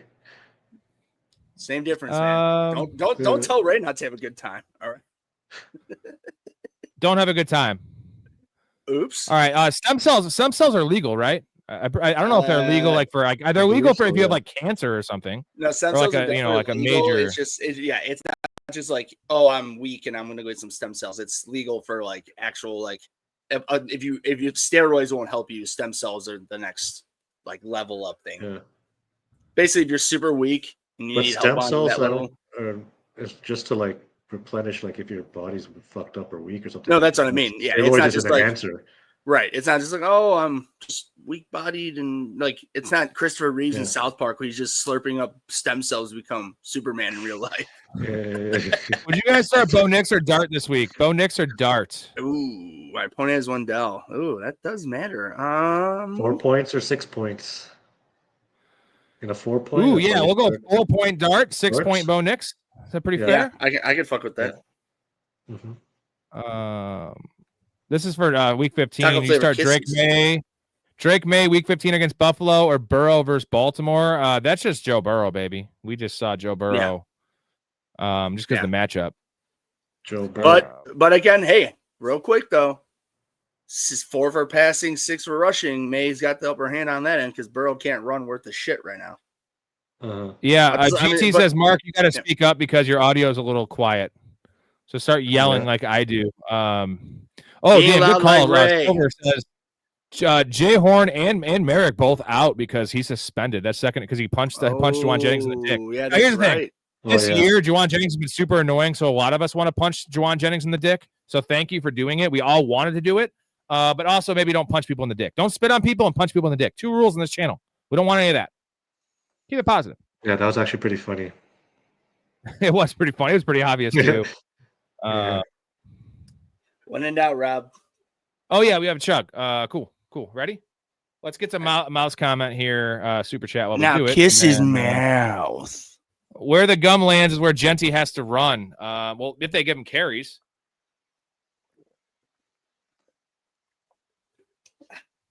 Oh baby. Ooh. Where am I at here? Ooh. Thoughts on the Bears moving forward. We've heard me and Ray are Bears fans, so I want to hear Mark's take on the Bears. Give me a minute on the Bears. I want Mark real quick. What team do you like? Saints. I don't really have a team, but yeah. Well, I was a Drew Brees fan, so I don't want to claim the Saints. I love Drew Brees, bro. He helped me through my early. He's probably my favorite player of our time. Yeah, I'm sorry. Go on though. Yeah, I mean, Bears are looking pretty good, honestly. Like they got that run game kind of clicking right now. Ben Johnson's kind of brought that offense to life. Defense doesn't look too shabby. I mean, they had a bunch of guys hurt from last game, but fuck, they kept Philly in check. But that could have been Philly just keeping himself in check. But I mean, I think the key to any good offensive team in the NFL is to have a really good run game. And I think you could say the Bears have that working for them. So, I mean, Caleb looks good too. He doesn't look like shit. He's kind of making competent passes. He's good on his legs. So as long as he can just minimize mistakes and they keep the run game going, like they could make a pretty good push here going into the playoffs. How much do you love Ben Johnson, bro? Come on. Yeah, because like I like the Lions. I started hopping on the Lions once they drafted St. Brown. Like that's when I started following them, and like that's the team that's closest to me here, right? So, like, I mean, I seen what he did there, and like it's really good for him to get a head coaching job out in another team because like he's a fucking offensive like god with the playbook. So, like to coach a team now, like just to have him being the one calling the shots. So, I mean. One thing I'll say is that, like Mark, because I listen to Sports Talk Radio all the time when I'm driving around for work and everything throughout the day. Mm-hmm. And so many when he was hired prior, even during preseason, like until the regular season started, many Bears fans were calling in and were like, "Oh, I don't know." That intensity from Dan Campbell, probably. I'm not too sure about this guy. Can he lead a room? Can he lead men? Well, he can lead more than just a group of men. He can lead an entire city because Chicago. After he took look who it is. Look who it is. Jason. Cheers, boys. Mark, you the man. Ray, Rob in the chat. Yeah, we love Jason around here. I got a couple clips on here for you. The script, right? That'll be the script. Script reads me. What the hell does that even mean? What you getting at with the book script? Spit that shit out, man! By the way, real quick, on that clip, that's an amazing clip. At the very end, when he starts smiling, like he broke character, but they just kept that because it was so like he improvised that, and it was just so good. Because that's why he's smiling because he's trying not to break character. That's jokes. He just improvised that. What I've heard, and that's so good. That's such a fucking great clip, dude. Thank you. Hold on. Where strange. You want to get strange with it, huh? Yeah. Would you trust Juwan Jennings in the fantasy playoffs or Marvin Harrison? 49ers have a great schedule. Not sure about Marv. I'm going Marv over Juwan Jennings with Ricky Pearsall back. Pearsall hasn't done anything yet. He will. We'll hear from him. That's the thing is that when Pearsall came out, like when he got healthy and was available last year, Brock Purdy liked him. And I'm saying that's just going to be a thorn in the side. But at the same time, like Marvin Harrison Jr., the coach literally said he's Brissett's not balling too. Like if Kyler doesn't come, if they just keep Kyler on the bench for the rest of the year, which probably looks like they might. No, they are. Kyler's not playing one more down for that team, dude. He's done. Yeah, so like with Brissett at the helm, I mean, fuck. MHJ. Hey, we got to call him by his actual name. We call Kyler Murray the garden gnome in this channel. Don't pee on me, know I'm saying? No, I'm saying. No, don't do it. No, I'm saying. No, I'm saying. Everybody, just so you know, that is courtesy. That's just a short one. There's a lot better ones. That is courtesy of Sports Memes channel. That's Matt's channel on YouTube. Head on over there. Give him a subscription. I get these from him, but he puts them out a lot earlier than me, so you get first access. Go to his channel. Also, just support my boy, and I appreciate it. You're essentially supporting me, so thank you for that. Start Michael Wilson. Start two of these, Michael. So you got to bench one. Michael Wilson, Olave, Ibuka. Who you leaving out? A Big Boo, Olave, Wilson. MHJ back. You got to leave out Wilson if he plays. If he plays, then leave out Wilson. If he doesn't play, then fuck. I think a Big Boo. You have to, because Olave is going to get the targets. He should have a higher floor. You agree with that one, Ray? I'm going both either way. I'm going the talent. They got more talent than Michael Wilson. I very well might get. I like that. I like that take too. That was that's what I wanted to say too. But I mean, just the way. No, I'm saying I'm not disagreeing with you. Honestly, if Marvin Harrison Jr. does not play, I'm still going with what I said. But I very well might get burned on that. Like I admit that, totally admit that, because coming with I like that take. Well, here's the thing. Let me rephrase that. Do we know for sure Baker's playing? Yeah, he is. Yeah. Okay, he is. Yeah, he's playing. But either way, he's not 100%. He's still got that. I mean, I know it's not his non-throwing shoulder, but still, he's got it. I mean, all it takes is one hit for that shoulder again, and he's out. That's true. And then we go back to Teddy Bridgewater and that complete inaccuracy that he showed when he came in. So, Mouth is 3-0 in his game picks this week. He picks straight up games, and I think actually you're 4-0. You're wrong. You picked them all right, and they're all underdogs. I think every underdog won from Thanksgiving and the Friday game. He said Rob goes 5-1 this week. The only one I don't like is Kyron. And then he gave me a super here, and this is right. Not only did he pick the Bears, he said 26-14 for the Bears game. Acknowledge me. It ended up being 24-15. So that's a hell of a prediction because the Bears were +7. So you not only picked the game, you didn't take the points, you didn't say they're going to cover, you said they're going to win outright, and you said that score, essentially the actual score. So pretty, he knows ball. That's why you got to check out Downtown Shout Sports. Out to Mal. Because if you like my bets, if you like betting lines, he's not even giving the bets. He's just telling you who's winning the game. So you can actually just do money line, like underdog money lines. Yeah, hit that up. Ooh, GT's got a Dalmatian. That's awesome. Hopefully Cruella DeVille isn't around. That crazy bitch. We don't like her. Let's see. Should I not even mess with Warren in this illness if he plays and starts Strange? I'm not doing that. Brian Thomas Jr.'s back. Mm-hmm. Like, Tyler Warren's a top 5 tight end. That's just end of story, right? He's so safe. He gets 5 for 50 every week. That's 10 PPR points. Don't get cute with it. I'll just leave it at that. Yeah, Chase Brown only has 3 touchdowns in the year, so like the losing touchdowns doesn't matter because he's still top 12, right? Now we prefer touchdowns, but no, I'm saying he's getting there without him.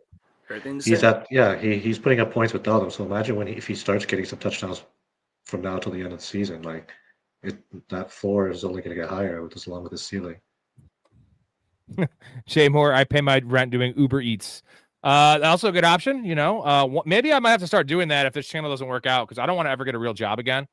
I'm sick of working for the man. Did that for too long, and I want to work for myself. Mm-hmm. I want to work for you guys. You guys are my boss, right? That's how we kind of construct this show. You guys create the content here. We're just the vessel to give it to you, with Superfan Mark, right? With Big Ray, with Mike Storey, with the Chaz. We missed the Chaz. He'll be back on the show next Wednesday. Brandon, start, sit, Debo versus Tua in Superflex. Always go quarterback in Superflex, buddy. Yes, always. It's 0.5 PPR. The question we were talking about with Genty and Vidal. Yeah, they're ramping him up. So I think Genty, that's a good call. I wasn't thinking about the Chip Kelly factor or non-factor that is now. Hey, by the way, real quick, just what an idiot Chip Kelly. When people were asking about his usage, he's like, we'll use him when we need him. But, whatever the fuck he said, it's something along those lines. It's like, dude, you drafted this guy 6 overall. He's 21 years old. Run his ass into the fucking ground, you dumbass. Like, and he's not a smaller back. He literally is coming off 1 million touches at Boise State. Like, he comps as a guy that gets better with contact, better with third, fourth quarter, better later in the season. Like, wears you down. Like, silly. Just it's also the Raiders, man. Like, are we surprised? Are you surprised by any of this? Mark, you saw me and Rob talking about Mark Davis the other day. It's like, woof. Just so you guys know, it is confirmed that Al Davis officially fucked his sister, impregnated his sister, and that is an incest baby. Essentially, the incest baby. It's Rob's reporting, not for Madam Scheffner, but Rob Simmons is reporting. Rob Schefter reports that Mark Davis is a product of incest. Schefter, I love that. That's perfect. It's such a weird that's a bad statement, but you know what? Mark Davis doesn't have internet because he's an inbred. He's a fucking billionaire, doesn't have internet. Didn't Helen Hunt play Cruella DeVille? No, it wasn't Helen Hunt. It was the chick that was in what's the movie with Michael Douglas? Well, the newest one was she's like Emma Smith or Emma Stone. No. Yeah, Emma Stone. The nasty one that people thought was hot. See, who is it? Glenn Close. Glenn Close is Cruella DeVille. Wolf. Yeah, she is in Fatal Attraction. You guys ever seen Fatal Attraction? Remember my hot take? That wasn't a hot take. Remember how I said that Michael Douglas has the best sex scenes in movies? That's another one where he just fucking rails out Glenn Close, dude. And fuck, she's like kind of looks like a dude. She was like the original like woman that's kind of sexy that looks like a tranny. Like she kind of looks like one. So it's like you, when you had longer hair, like a tranny. I don't know. When you had longer hair, you might have been questionable. I don't know. I didn't have longer hair. My hair's so thin. When you shave that beautiful beard, you might look a little beautiful beard. Thank you. Well, I mean, look, my God, this is GT. Wolf. Yeah, Ray, your beard, wolf. Hey, you know what? I have a nice beard. You have nice hair. Let's just have let's just mix them together and we'd be fucking celebrity. GT, Helen Hunt or Big Ray picks, pass or smash? Here, it's a good question. Would you rather wake up in bed next to this? Would you rather wake up in bed next to this? Fuck. This is no makeup, so this is the one you're gonna get, or next to this. The Big Ray, and that's for makeup sure. done by Olivia Leffelstein, so she's a makeup artist. Yeah, your makeup's obviously Helen Hunt has no makeup on her. If she does, it's my makeup was done clearly professionally on that one. I'm gonna choose neither. Mark, you have to choose one though. That's not an answer. Woman? Whoa. That means you pass for both. Neither. You say pass, okay? Give the answer. All right, I'm choosing you, Ray. I'm going to Big Ray. I'm going to Big Ray. Yeah, we both go Big Ray. Hey, yes. You'll get tender love with me, with Helen Hunt. She might not be very She might bite your dick off, bro. I don't know. Jay Moore, should I drop DK and stash Alec Pierce or Ricky Pearsall? I think I want Ricky Pearsall. Like, the numbers aren't there, but he's playing the most snaps. He's tied to an elite offense. These other teams, Alec Pierce is in a big committee there. Daniel Jones has a small broken bone in his leg. So and we're gonna go Ricky first round. He's a first round pick compared to the others. So I'm saying, like, why would they not make sure to give him the opportunity? That Titans offense could just be shut the rest of the year too. Mm-hmm. Mac, I have Tet, Ladd, Judkins, Stephon, DK, Metcalf. Need a wide receiver 2 and a flex. Which two? It's full PPR. So I think, dude, so Tet or Ladd? We want to go Ladd over Tet right now. Against the Rams. Yeah, fuck, that's pretty close. I'm going Judkins and Stephon Diggs, man. I know it's sounds crazy. Maybe you can Tet over Stephon Diggs. PPR. Yeah, I mean, maybe give me Tet just because I think the Rams are probably. I think the Rams are gonna beat the hell out of them unless they beat the hell 2-3 touchdown. 2 to 3 touchdown. You need a wide receiver 2 and a flex. Wide receiver. Oh, that's what. Oh, I'm sorry. Wait. So I would go. I'm sorry. Yeah, I'm sorry. Flex. I would still go Judkins. I mean, Judkins just seems on a tear right now. I mean, that's just me. I know it's up. Bad weather in Cleveland, and the 49ers defense sucks. Now, I know they looked good last week. That was not them being good. That was the Panthers being completely inept on offense. The blizzard, the blizzard that me and Robert literally living through right as we speak will be in Cleveland tomorrow. And San Francisco. Yeah, we got a foot of snow here. So Judkins is definitely the answer on that. And wide receiver 2. Yeah, I mean, honestly, you guys, I would go Tet just because Tet is the most talented. I mean, I know I said Stephon Diggs, but Stephon Diggs, 5 years ago is a whole nother story. Right now, I would still go Tet just because I think that, again, I don't think that game's gonna be close, and they're gonna have to be. I think Tet will have a good game with garbage time, if that makes sense. They're not getting precipitation. It's gonna be wet. The field will be wet, but it looks fine. But it's 17-mile-an-hour wind with 32-mile-an-hour gusts. So that's still like a weather game. I mean, I don't believe that though. I'm saying I just don't believe that because the storm that we're going through right now, it's only Cleveland. That's not that far away. Like I know. You think so, but it's maybe not full blizzard, but it might miss north though. I think it's going to miss north because it's a little south of us. Well, plus on top, everything you just said would be a beginning of a blizzard. So even if they do get it, that would still be the beginning precipitation of a blizzard. So. Start 2 between Jefferson Harvey and Michael Wilson. We're starting Harvey. I'm starting Harvey for sure. And then I'm going to go Harvey Jefferson. I know, big surprise. Harvey. Yeah. I'm not starting Michael Wilson. That might be a surprise. Not over those guys. Not over those guys. No, for sure. I'm going the first Jefferson 2. Harvey too. Give me the work. Yeah, I'm not sitting Justin Jefferson. I'll start him every week. I don't care. He's going to catch a touchdown at some point, right? Best part of waking up is meat sweats in your cup. Like that. But Darnold hitting Geno on that. In your cup is when Big Ray sweats in it. Oh, I'm sorry. Did I just sing that to everybody? Don't you worry. All right. Mark says, Mark Twain, got my commissioner crying about the trade I made this week. Traded Adams and Devonta Smith for Jamar Chase. Chase owner had DJ Moore as wide receiver 2 and was flexing Mark Andrews. Did I fleece him? No, that's a pretty fair trade, bro. Yeah, for sure. Who's he bitching Adams about? Is playing really good. Dude, Adams has 12 touchdowns. 12 touchdowns. And Devonta Smith's a wide receiver 2. So you got a wide receiver 1 and a wide receiver 2 for the wide receiver 1 overall. Or wide receiver 2 overall. They're first in goal in LA, and they'll not going to run the ball. They're just going to throw a fade route to fucking Devontae Adams. I'll tell you why they think he got fleeced is because Smitty. We're talking about Devontae Smith. He's having his career year right now. He's on pace for 12,000 yards or 1,200 yards. And Devontae Adams, you just said it yourself, is already has the touchdowns. He's taking away the goal line, not all the opportunities, but he's taking a lot of goal line opportunities away from Kyron Williams because they're just doing that one-on-one fade situation. Right. Yeah. I'm just saying that, again, we don't know. Hey, Mark Twain, we don't know your whole team. So in a vacuum, I think you did. I wouldn't have traded that, but It works for both because he just said contest-wise, the guy he traded the 2-for-1 for has DJ Moore is wide receiver 2 and flexing Mark Andrews. So you can't call that collusion because the dude made his team better. And you made both you guys won the trade, right? No, I'm saying his commissioner. Yeah, fuck your commissioner. Yeah. So both teams won. Yeah, fuck your commissioner. We need a shirt that says "fuck your commissioner." Fuck your commissioners, bro. That should be your.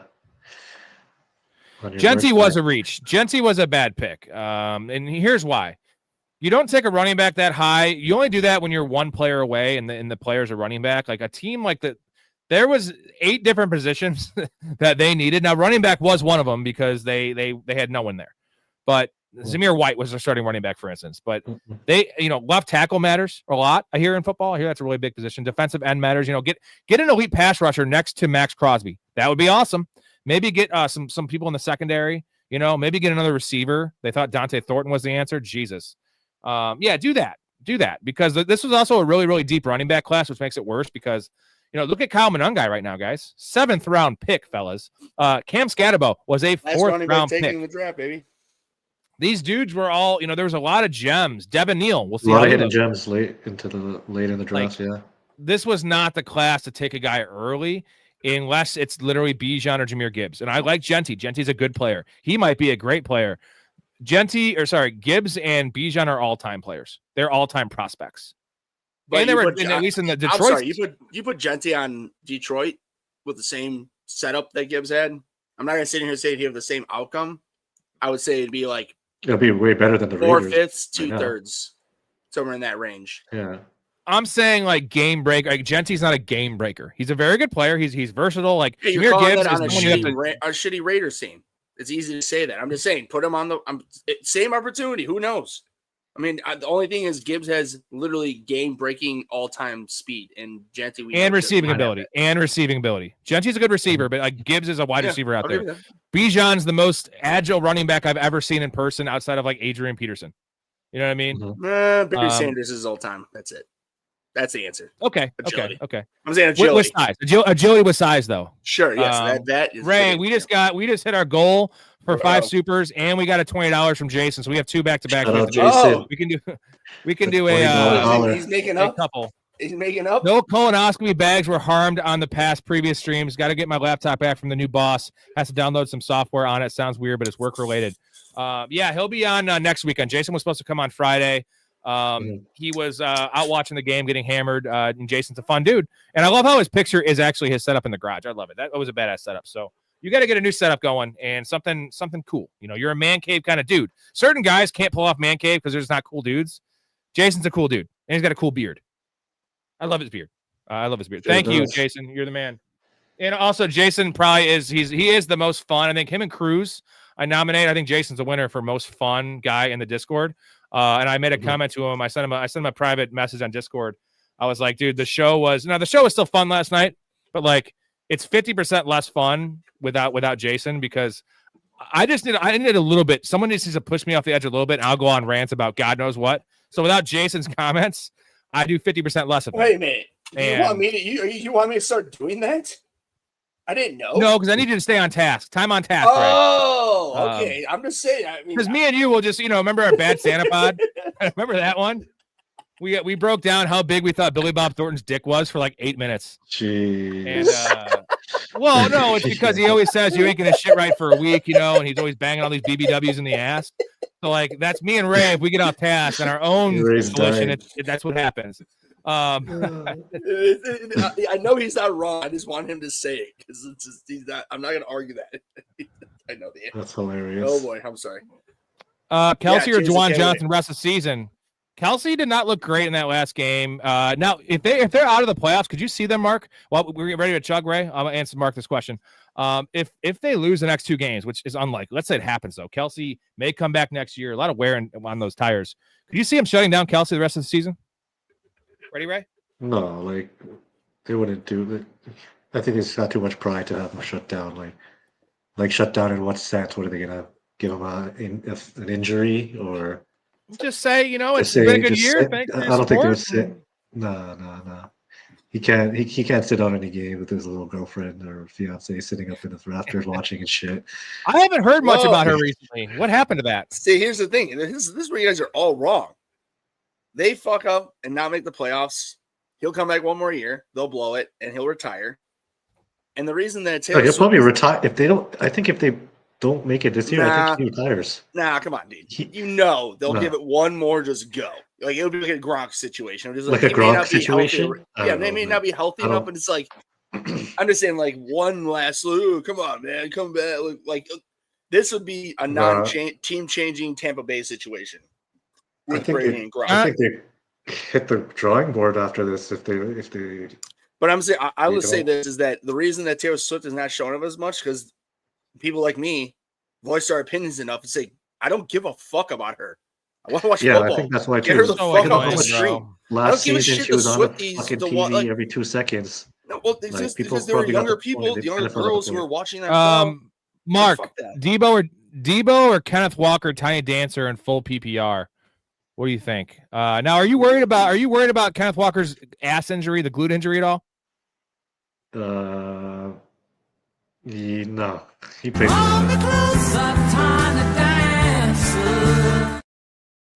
Nice pause, I watch man. it every day. I watch it too many. I watch every show, so I know when it's coming. But yeah. I still got you saying one word, and I interrupted you. Yeah. That was a false question. But what about the actual question? So Debo or Kenneth Walker? I'm not going to do it again. I swear. If he plays, yeah. Oh, not really know how you feel that. Both-face liar. I knew it was coming. You can't be lacking. Okay, one last time. Debo or Kenneth Walker, full PPR. You have you have Terry McLaurin coming back. I'll still play Walker. I'd probably still play Walker. Good matchup. Sure. I'm like a dude that got pulled over from the cops. There's like, show me your hands, man. I think I merged my hands. No. He's things have been trending up too with Walker, anyways. And like you said, McLaurin's coming back, and I mean, like Washington seems like their season's kind of washed. So how much are you going to trust him? Ray, you agree? Is it Kenneth Walker? Just he seems to take over that backfield. He doesn't even want to say anything. It's just gonna be anytime the Kenneth Walker, we're all gonna learn sign language. Everyone's just gonna give me sign language, like just that or fuck you or one of those. Where was I at now? In the chat here. Ray knows now. He's an experienced Kenneth Walker. Glenn Close, more like Glenn full blown man. Yeah, she just gonna look like a man. Glenn man. Thoughts on Rico this week? Sit or no? So I'm gonna say this. I'll ask you where you guys have him ranked. He's not a sit. I think we have to temper our expectations. And like, who are you starting over him? Are you like Devin Neal? Like, we're not going down that fucking road. So where would you guys rank him in full PPR? Is he like back end of the teens, mid-teens, just because the ability and like there is always the upside. They just go full Rico again. They go full R word with Rico. Okay, so this is what I think about Rico, especially seeing in the last couple of weeks, and especially last game too, is he got this job with Chuba out, and they want to ride the hot hand, and they saw what Rico could do. I think they're on that same approach of the hot hand, and it seems like Rico's hand is not as hot anymore. So they might go back to going to an even split again, see what Chuba could do. I mean, I think it's gotten much closer now for Chuba, like going from like a 60-40 to like a 55-45 type thing. That's just how I view it as, because like it seems like Rico has cooled off a bit, so now they have to kind of switch it up, see who's going to have the hot hand.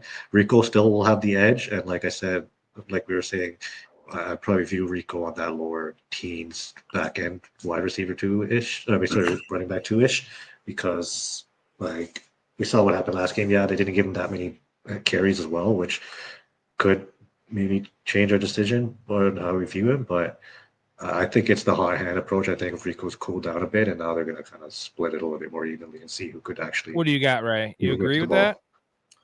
I wouldn't totally disagree with what he's saying, but I still think that I would more go still like around a 70-30, and I would say that right now, because just what it looked like last week was that Cuba was getting those third down back, those receiving opportunities, and not just strictly being third down, like more just in general when they wanted to pass. He was in. But again, I stick to what I said originally I mean, I know Rico. I mean, Mark, you're not wrong. I'm not disagreeing. Like, you are right. Like, Rico has been unfortunately going on the downslope lately, and going against the Rams at home. I mean, that's tough as fuck. But what I will say is that if the Carolina Panthers have any chance to win this game, I truly do believe they're gonna have to establish the run and do what the Bears. For sure, 100%. I mean, I don't know how they're going to fit. I mean, I don't because we know the Bears have a better offensive line than the Panthers, especially because the Panthers, some of the offensive linemen that they paid for are hurt right now, so their offensive line is just not up to snuff or not as healthy as it should be, which obviously doesn't help anything. But I mean, I either way, to answer the question, Rob, I'm thinking I would be a little lower than you guys. I would say more like running back 20 to 30 in that range. Yeah, I'll say one thing. What they're doing now, it's two series Rico, 1 series Chuba. That's what they're doing. So it's 66% now. The unlucky thing is if the 1 Chuba drive goes 12 plays and the 2 Rico drive goes 12 plays. Mouth says, I used to host a podcast called Rated R Radio. What was the format on that one, Mouth? Like, what is it? Just anything goes? Was it just like was it like a call-in segment? Like, I like that. Remember, what was the Real Sex show with the old lady on HBO? Remember that one? Yeah. Like 78-year-old lady just talking about like fucking cream pies and swallow. It was fucking awesome. That chick still like that chick railed, bro. Jonathan, Rico averaging 6 yards per carry and 8 yards per touch. Yeah. And Chuba's just inefficient. Now, Chuba actually looked decent last game, like his own self. But even Chuba's old self, Rico's better. Rico's fucking better. And they need to win. So play your dude. Please. Please. Please. Can they do it? Will they do it? Who knows? Okay. I have a chug. Ray, sit this one out. I'll do this one on my own here. Where are we at? Maybe I should sit this one out. No, I shouldn't. I never will. Shit. Sometimes I get lost in this chat. There's so many. How's the concealer? There it is. Thoughts on Rico. Picked up Kaimi Fairbairn. Solid. Still riding the Rico train in a bad game script, full PPR. I'm going to wait and see what BTJ does this week before even letting him start again. What are you guys' thoughts? Mark, what are your thoughts on BTJ this week? His numbers at 46.5 receiving yards in Vegas. The snaps may be a little limited, but it's nice that they actually have some other guys. Jacoby Myers, we might think it's a bad thing, like less targets and all that, more space. You have Strange back, you have Parker Washington emerging, you have Jacoby Myers, eating up the other side of the field. So like this should be good for Brian Thomas, right? Yeah, it should be. I mean, based off how his season went, obviously it's disappointing, but I mean, like you said, there's emerging guys with Jacoby and with Parker Washington, so maybe to alleviate some of the fucking coverage and stress off of his back. But I mean, I don't know. It's going to be tough. I don't think he's going to be a wide receiver 1 like we viewed him as or drafted him as, and he's just going to hover around where he is right now. And you can't really have. I feel like his ceiling is a lot much lower now with all these guys emerging, and his floor you could argue that his floor has gotten just slightly less than what it is prior to him being injured. What do you think, Ray? So, or you're muted. I know. I mean, I'm sorry. I wouldn't disagree with what you said, Mark. I would just say that I'm 0 to 100. I'm with you. That's the 0, and the 100 would be is that the Brian Thomas from last year, and he's shown flashes this year, but I mean, I would put it this way: if he still doesn't show up for the rest of this year, I'm not going to think like, oh, he's done as as a receiver. Clearly, he's too talented to just be done. But to your point, to trust him coming back as a wide receiver 1, that's really difficult because with any injury and especially with how long he's been out, and on top of that, he wasn't producing as he was when he was last year when he was obviously just killing it for almost 1,300 yards. Yeah. I get my point is that the only argument I will have with you, because I agree with you more often than not in what you're saying, I would just say that if Brian Thomas Jr. does not show up in the next couple of weeks when he's back, when I say show up, at least give us more than a heartbeat. Like, give us 80 for 8 and a touchdown. You know what I mean? Like, give us something like that. I'm not asking for 10 for 120 and 2 touchdowns. Just even 7 for 70 and a touchdown. Just give even honestly 50 for 50 for 5 catches and a touchdown. Just something, and he's never. He hasn't done that in so long. So I'm with you. Like it's really hard if you're gonna play him. I wouldn't blame you because you drafted him for a reason. You drafted him for the name. Just don't be disappointed that if you do play him, like I said, you could get 25 to 30 points, or you might get 0 to 3. That's what I mean. You can, yeah. And don't blame us for this because it's literally we don't know and nobody knows. It's literally the biggest one of the biggest gambles in fantasy right now.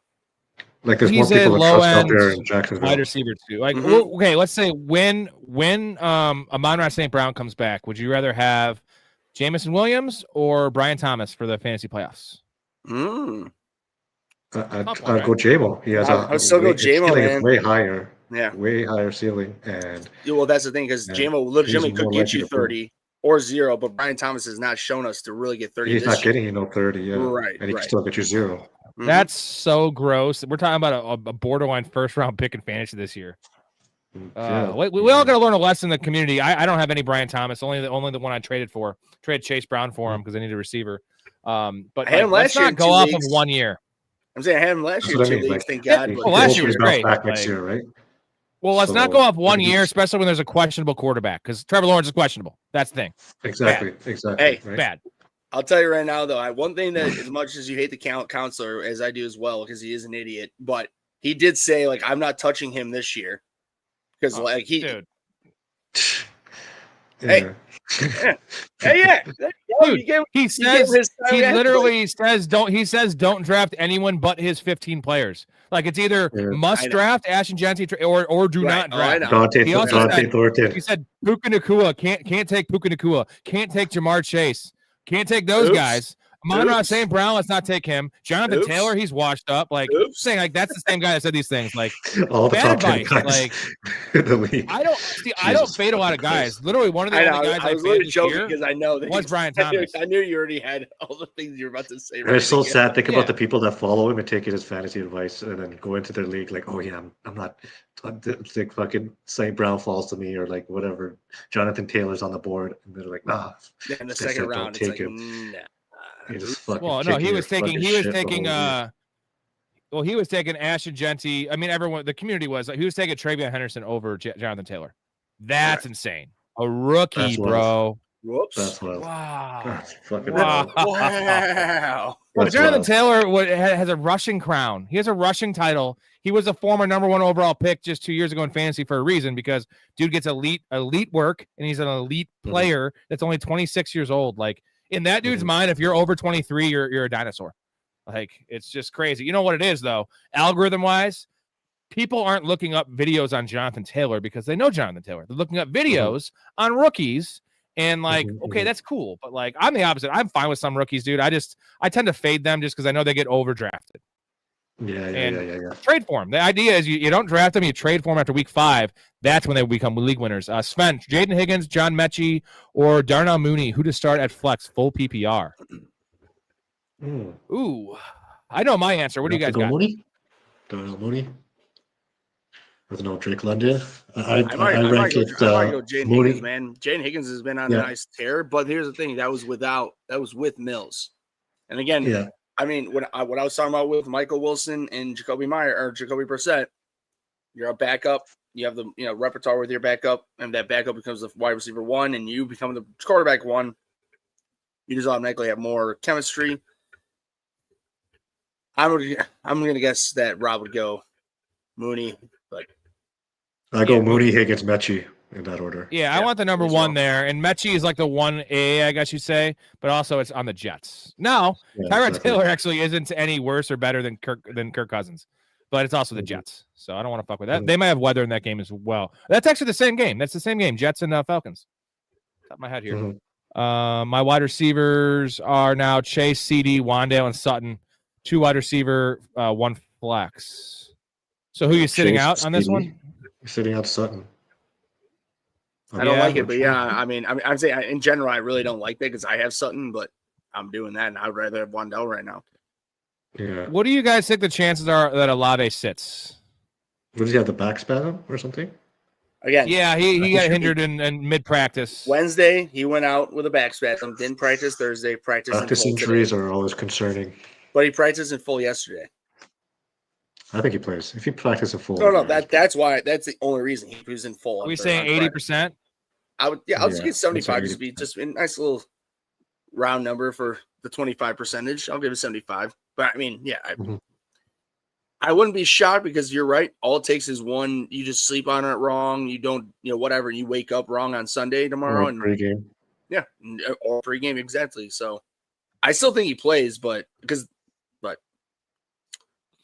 we all know. You guys agree? I think Bijan's more agile than Gibbs. Like agility, not faster, agility in terms of like jump cuts and like stuff like that. Like there's I've never seen a more agile running back at that size in my life. Honestly, I think Adrian Peterson was more of a violent runner, like a north-south guy. Thank you for changing your verbiage, by the way. What? The most agile for his size. Because I said, I was like, well, I don't know about Barry Sanders. Well, Bijan's what? What is Bijan? 220? 215? Oh, no, yeah, no. So, like, between 210 or no, Gibbs is 220 and 225. Yeah, Gibbs is 200. Barry Sanders is 195. No, like, exactly. I know it doesn't seem like a big difference, but like 220 pounds is at 5'11", 5'10". That's a big ass human being. Saquon jumping over that guy last year was one of the most impressive fucking things that anybody's ever seen in football. A jumping, like he's turning his back to jump over a guy to a defense. Pirouette, baby. You don't do that unless you are literally just jacked out of your fucking mind. Jonathan's rubbing it in because he knows we're in Chicago. Yeah, we have a foot of snow outside. I got to go shovel after this thing again for the third time. Golfing in Vegas today. It was nice weather. It was perfect. Thanks. Yeah, weather was awesome here. It's fucking Jonathan, it's not going to get above 25 degrees. It's only November. That sounds like that we need to make a trip on Jonathan, not on you, but we'll go. We're going to fly out to Vegas and you show us these awesome golf courses are. And I'll beat Rob's ass when he's since he's so good.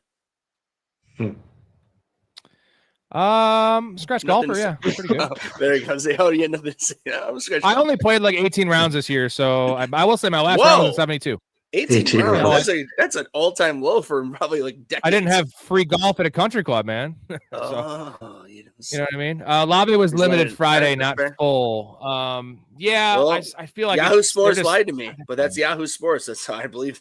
I Hey, I still believe Yahoo more than fucking ESPN. Jesus, ESPN. Yeah, ESPN is fun. It's trash. ESPN's the worst. Thank you, Jonathan. We are one away from a chug. Ray, you gonna get that one ready for when we get it? Do this one with me.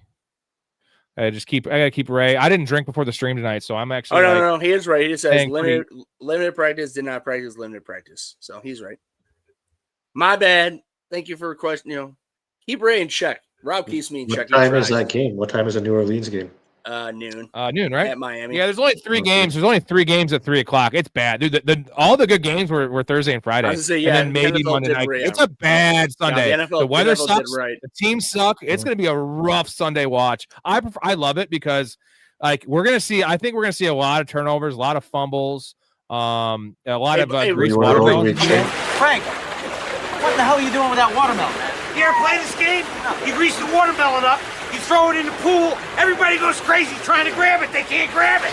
Grease watermelon! Here it comes! Try to grab it! Oh, no! Come on. Hey, real quick, do you think that the Bears might have cracked the Eagles' tush push? I'm saying, just give the rest of the NFL. I'm saying, giving the rest of the NFL the playbook of just stuff the middle, have somebody come in on the side, and just attack the ball. Yeah, as long as they don't fucking blow the whistle right as soon as they. But they're Mark. They're not though. They're not anymore. Like since it's been on their radar in the last few, like at least for sure the last month, when they actually started calling the false starts. Like when they started doing that, it's no. But I meant like blowing the whistle. Remember that Giants game when they ran the tush push? Blew the whistle right there. Yeah, right. No, it's a rugby play. Yeah. You ready, Ray? It's not. The tush push has been bad this year in general, though. It's been bad. They were at 99% before, like 98%. Now it's like 60% conversion rate. It's not good. All right, let's go. Hey, might as well give him up to Saquon Ricky Williams, baby.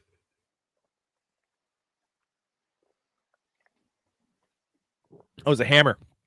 I love Ricky Williams. Thank you, Mouth. That one didn't count. Mouth already made sure because Jason. So I'm counting Mouse for the next one. It doesn't say we have one in there, but we do have one. Uh-oh. He gonna do one. He gonna do one. So we only need 4 for the next one. I keep track mentally as well, if you can believe that. Sarah hates Nicole Kidman almost as much as we do. We're not Nicole Kidman fans either. She's okay. She's better than Glenn Close. Can we say that? Jay Moore, will Cincy sneak into the playoffs or Chiefs make it? Chiefs have a better chance than Cincy, although Cincy has a chance to win their division technically. I just think that Cincy loses one game, they're out. I want to see that so bad. I want to see Cincy. I'm just rooting for that underdog, man. I was just saying, the answer is the Chiefs, though, right?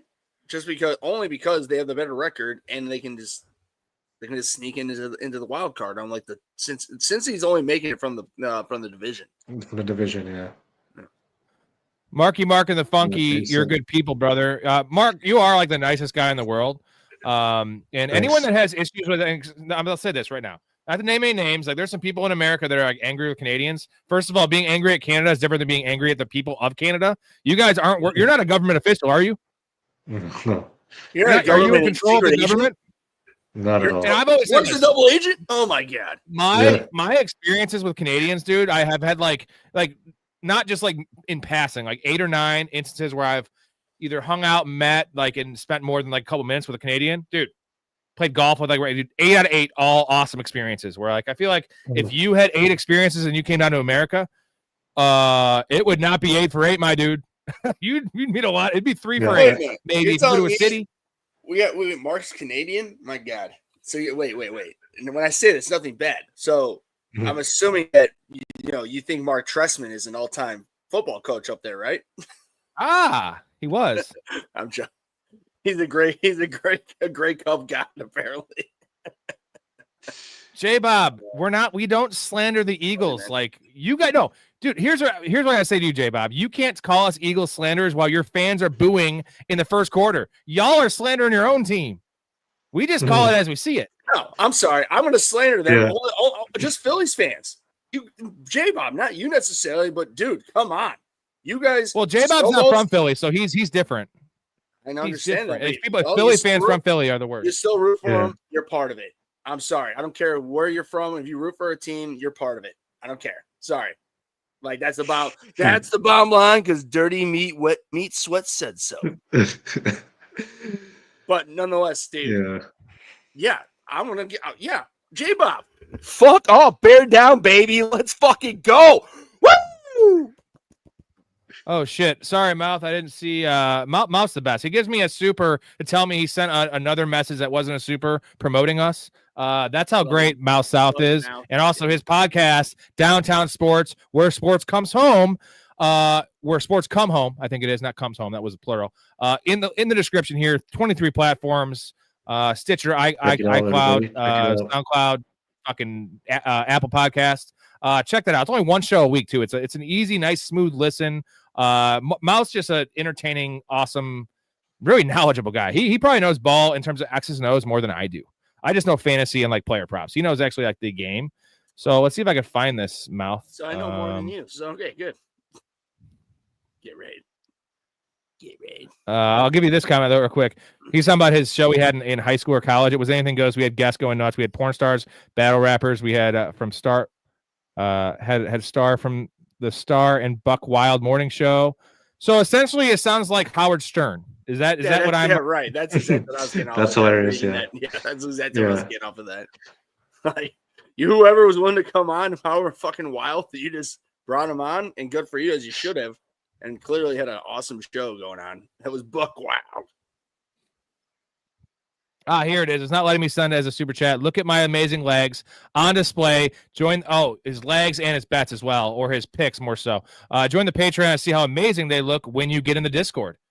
Hey-oh! Yeah, anyone that's not in there. Also, if you haven't liked the video and subscribed, 7 nights a week with this shit with 6 unique guests. Also, super fans like Mark coming on the show. Jason will be on next weekend. Mouse been on three times. Just the community is where it's at, Mark, and you love the community, right? Hell yeah, man. If you guys don't already know, you guys gotta get in that Patreon, get in the Discord. Like Rob's on here 7 nights a week, just dropping knowledge and entertainment on your head top. So if you want more, join the Patreon, get in the Discord, show some love, show some support, and you guys won't regret it, that's for sure.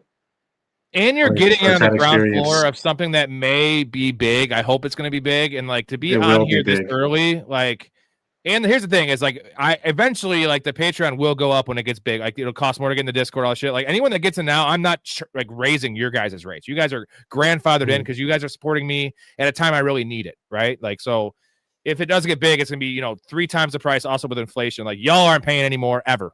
Eventually, I won't even charge you guys because you guys were here early, right? And like that what matter. That matters to me more. It's like. Yeah, anyone's going to get on, and jump on the bandwagon when it's a thing. But to get on there when it's not a thing and it's just me and my buddies drunk on here. And then once you start, the bets are hitting. Oh, this Michael Wilson take and the takes start hitting. It's like, he actually knows ball. And he's talking about trannies. Like, that's awesome. Like, ball and trannies? Let's go. Jason, this is going to start some heat here with J-Bob. Fuck the birds and fuck the bloody cotton rocket. Fucking A, baby. J-Bob, we can arrange that.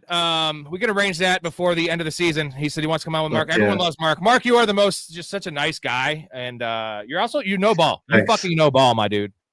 So I know when I first asked you to come on, you're like, I don't know if I can hang. I was like, bro, you can hang. You can hang. He can hang. Yeah, what are you talking about, bro? Can't hang. All right, Ray, we have another one, dude. You want to sit this one out because you're still eating? No, Ray doesn't give a fuck. Does a Ray shit in the woods? Thank you. I didn't have to say it myself. My God, what the fuck are we talking about here, guys? You know what I do appreciate though is that Jason and J-Bob's. It was funny because when they were on the show, they were very cordial to each other. But in the Discord and the chat, like they're very. Yeah. It seems very like a lot of animosity, but it's like a respectful like fuck you. You know what I mean? It's very respectful, and it's like but fuck you, which I like it. I'm in for it because now the thing is right now the Bucks are. We're all worried about the Eagles right now. The Bucks need their schedule is super easy down the road, super easy. But they need to, Baker's injury, Evans out, Godwin being a fucking one-legged pirate out there, like literally pirate. It's rough. And Bucky could save him though, right? If Bucky comes back healthy, engine of this offense. You guys agree?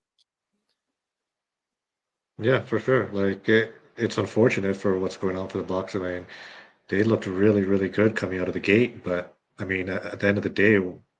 The injuries, like it happens. It's the NFL. It's the professional sports. So like, how you overcome it. I mean, what's like show to what you guys have as a team and organization. But like, if they pull it off with these many injuries and what they're going through right now, it'll just make them look that much better. Are you the Chicago Bears? I'm saying, are the Chicago Bears showing up with no defensive back? Not defensive backs, but linebackers, and telling the Eagles to shut the fuck up, J-Bob. And telling you the Bears are now here. Ben Johnson, man of the people. Let me ask you guys this real quick. So Bucky Irving, now, do you think he was held out this long? Was it a combination, or was he held out this long because of the injury specifically, or was it the depression, whatever it was? We don't know exactly the details, but like that was a factor. So that's the upside of Bucky maybe being able to handle more of a workload than we think coming out of the gate, because maybe the other thing was a factor. You know what I mean? Maybe it was the mental stuff that was holding him back more than the physical stuff, and they didn't want to call him out, in terms of have people like fucking with his personal life. Do you guys agree with that? Yeah, true. Yeah, I think so. I mean, if that's just coming to light towards the end of him coming out of the injury, it could be possible. I mean, they could have just said, "Oh, it's the shoulder," because they were saying the shoulder was more of an issue, right? And then there was that little leak of information saying, "Oh, there's a mental health issue." So. I mean, at the end of the day, as an organization, that's where you got to make a call. Like you said, Rob, like you don't want to have something like that. Oh, sorry, yeah, Bucky's fully healthy, but he's got some mental issues going on right now. That could just fuck with his psyche even more, right? But I mean, at the same time, they kind of have to announce it. I don't know if they have to publicly, based on whatever. But like, he did not go on IR. He was out for longer than an IR stint would have taken. So, I mean, at this point, we truly don't know. We can't say as people, as a public, know what's actually going on. I would just say real quick, I agree with what you said. That I mean, who knows about the mental thing? I will say, NFL players, all athletes are human. So, if they're gonna add in reporting anything mental wise, I'm not gonna sit that out being like, oh, he's a pussy, whatever. Like, he's young. Yeah, for sure. He was ascending. He had a major injury that set him back, his career back. Technically, you know what I mean? Like. If he never got this injury, he would have been, and he was ascending right now to be a top 10 running back for the year. He was probably going to top 5, honestly. Right. What he started off as. Yeah. There you go. Exactly. So, like, I won't rule out what they're saying with the mental health issues that like he's coming across. If that is true, which again, I wouldn't think it is probably true because he's young, he was killing it. The team's good, and honestly, they've been struggling on the run, on the ground since he's been out. I know Sean Tucker's had a couple of good games in his, Rashad White hasn't done much of anything. It was super disappointing because I have him in a couple leagues as insurance, and he's done absolutely nothing. So no, but here's the thing. Awful. I'll say real quick that Bucky will come back, and I think the only reason he's ruled out officially right now. He's out for this week. Officially ruled out. No, I'm pretty questionable. No, Bucky's playing. Bucky's playing. He's playing. J Bob says Schwartz is mad because Lane Kiffin's headed to LSU. Is that true? Is that a bad thing? I mean, Lane Kiffin's a good coach, right? Or is he's kind of a dick? Is that no? Oh, I'm gonna tell you right now. That dude I went to for my buddy in the wedding. He is a track and field coach at Ole Miss. If Lane Kiffin leaves, they will all be like, they might as well just nuke the program. They will all be devastated. They'll act as if like their own father died, from what I've been told. They had no hope anyway. Mouth, you're not the most insane. You're the most passionate. I'd say Mouth is the most passionate, bold football fan I know. No, he's even got you. You're up there, Ray, but I'm the most insane. Oh, you might be the most insane. No. All right, here you go. J-Bob, nobody fears the Bears as a threat in the playoffs. Now, I'm going to say this. Coming from the guy who's a fucking fan of the team that we just buried your ass. Okay, go ahead. I like this, though. Cry me your tears, J-Bob. I will drink them like Cartman. I like this, though, right? I lick them up. Don't you want to be the team? Your tears on me. I need to get that Cartman. I need to get that Cartman clip. I like this as a Bears fan, though, because I don't want to have the target on our back. I want people to overlook us, and that's what happened with the Eagles game. That's what's happened with a lot of these games. Is like it's all the Bears. Season. We can't run the ball. We have Caleb Williams, first-time head coach. Like that's fine. And you know what? The nice thing is, it'd be nice if we won the Super Bowl. We are an ascending team, an ascending organization with young players, young talent, a young core. So like this was supposed to be a 9 win. If we go 9-8 was a success. If Caleb shows progress, success. So we're already at 9 wins. So like now let's just get some experience. Rob understands being from Chicago. That's what people don't understand. J-Bob, go fuck yourself. I love you. I literally do love you, man. When I say this, go fuck yourself, please, respectfully though, because you want to know what? Rob is right. Going into the season, literally, I'm going to tell you right now. I listen to Sports Talk Radio. Do the next one, Ray.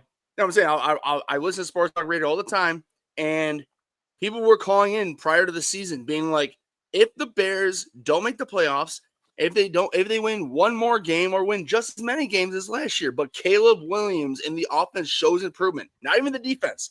Nobody was talking defense. They just said Caleb Williams in the offense shows improvement, and that happens.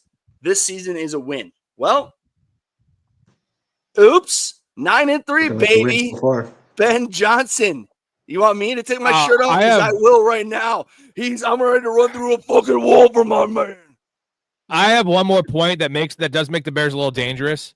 It's the nobody believes in this team is always dangerous. And then the number 2 point is the Rams have a lot of pressure on them this year. The Eagles, because their fan base and like they're must win. The Bucks not as much, but we have no expectations. We had no expectations. Now Ben Johnson has his own expectations, but this team is young. Like that's a team you don't want to play because it's like fighting. It's like being 280 pounds and fighting a 180-pound dude. Like that, you're only going to lose that fight because if you don't win, like you're getting made fun of. It's a lose-lose. And going against the Bears is a lose-lose. I just really have one thing to say to J-Bob and all the rest of these people who have anything bad to say the Bears. I don't know if either you two saw, but LaShawn McCoy has hit a podcast with what's his name? Emmanuel Ancho, right? Is that his name? Sounds made up. Former linebacker. Either way, whatever. Somehow or another, because LaShawn McCoy is clearly an Eagles legend, they somehow or another, I'm assuming he has C.J. Gardner-Johnson's phone number, that they FaceTimed him after the game, and they're doing their podcast. I'm assuming it's probably a more Eagles-centric podcast, but they were FaceTiming him, and they were like, asking some simple questions, but then they were like, so, like, with that offense, like, was it predictable? Like, you could just tell us. Come on, man. And he was just like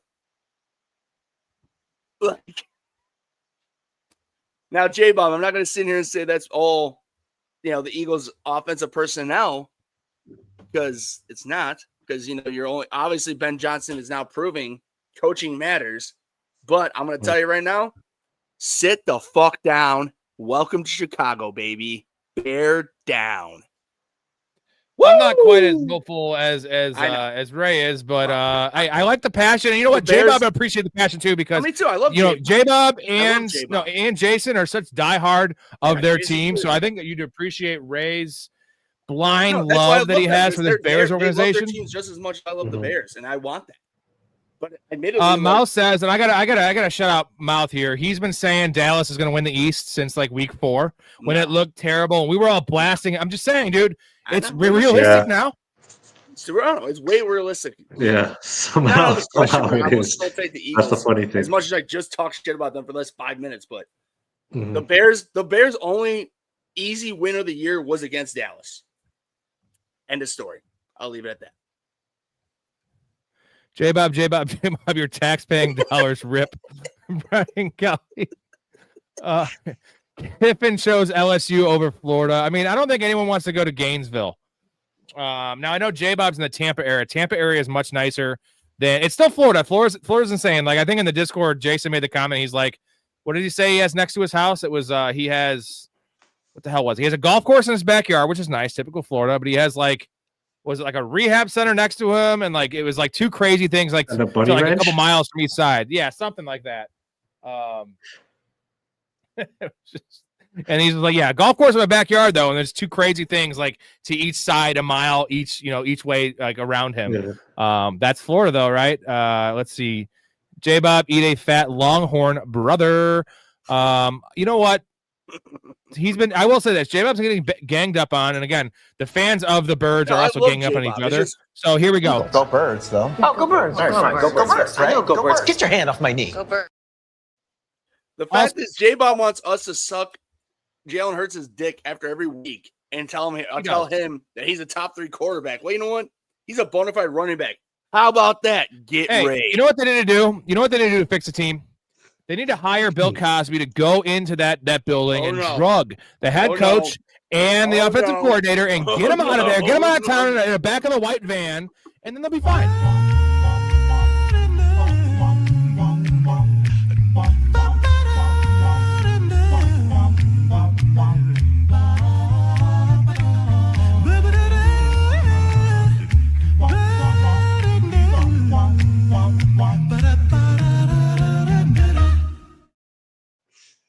That's the funniest little dance, dude. When he's sitting there, he's just doing like, what is that? Like, Family Guy made that. It's so amazing. The very end is the best.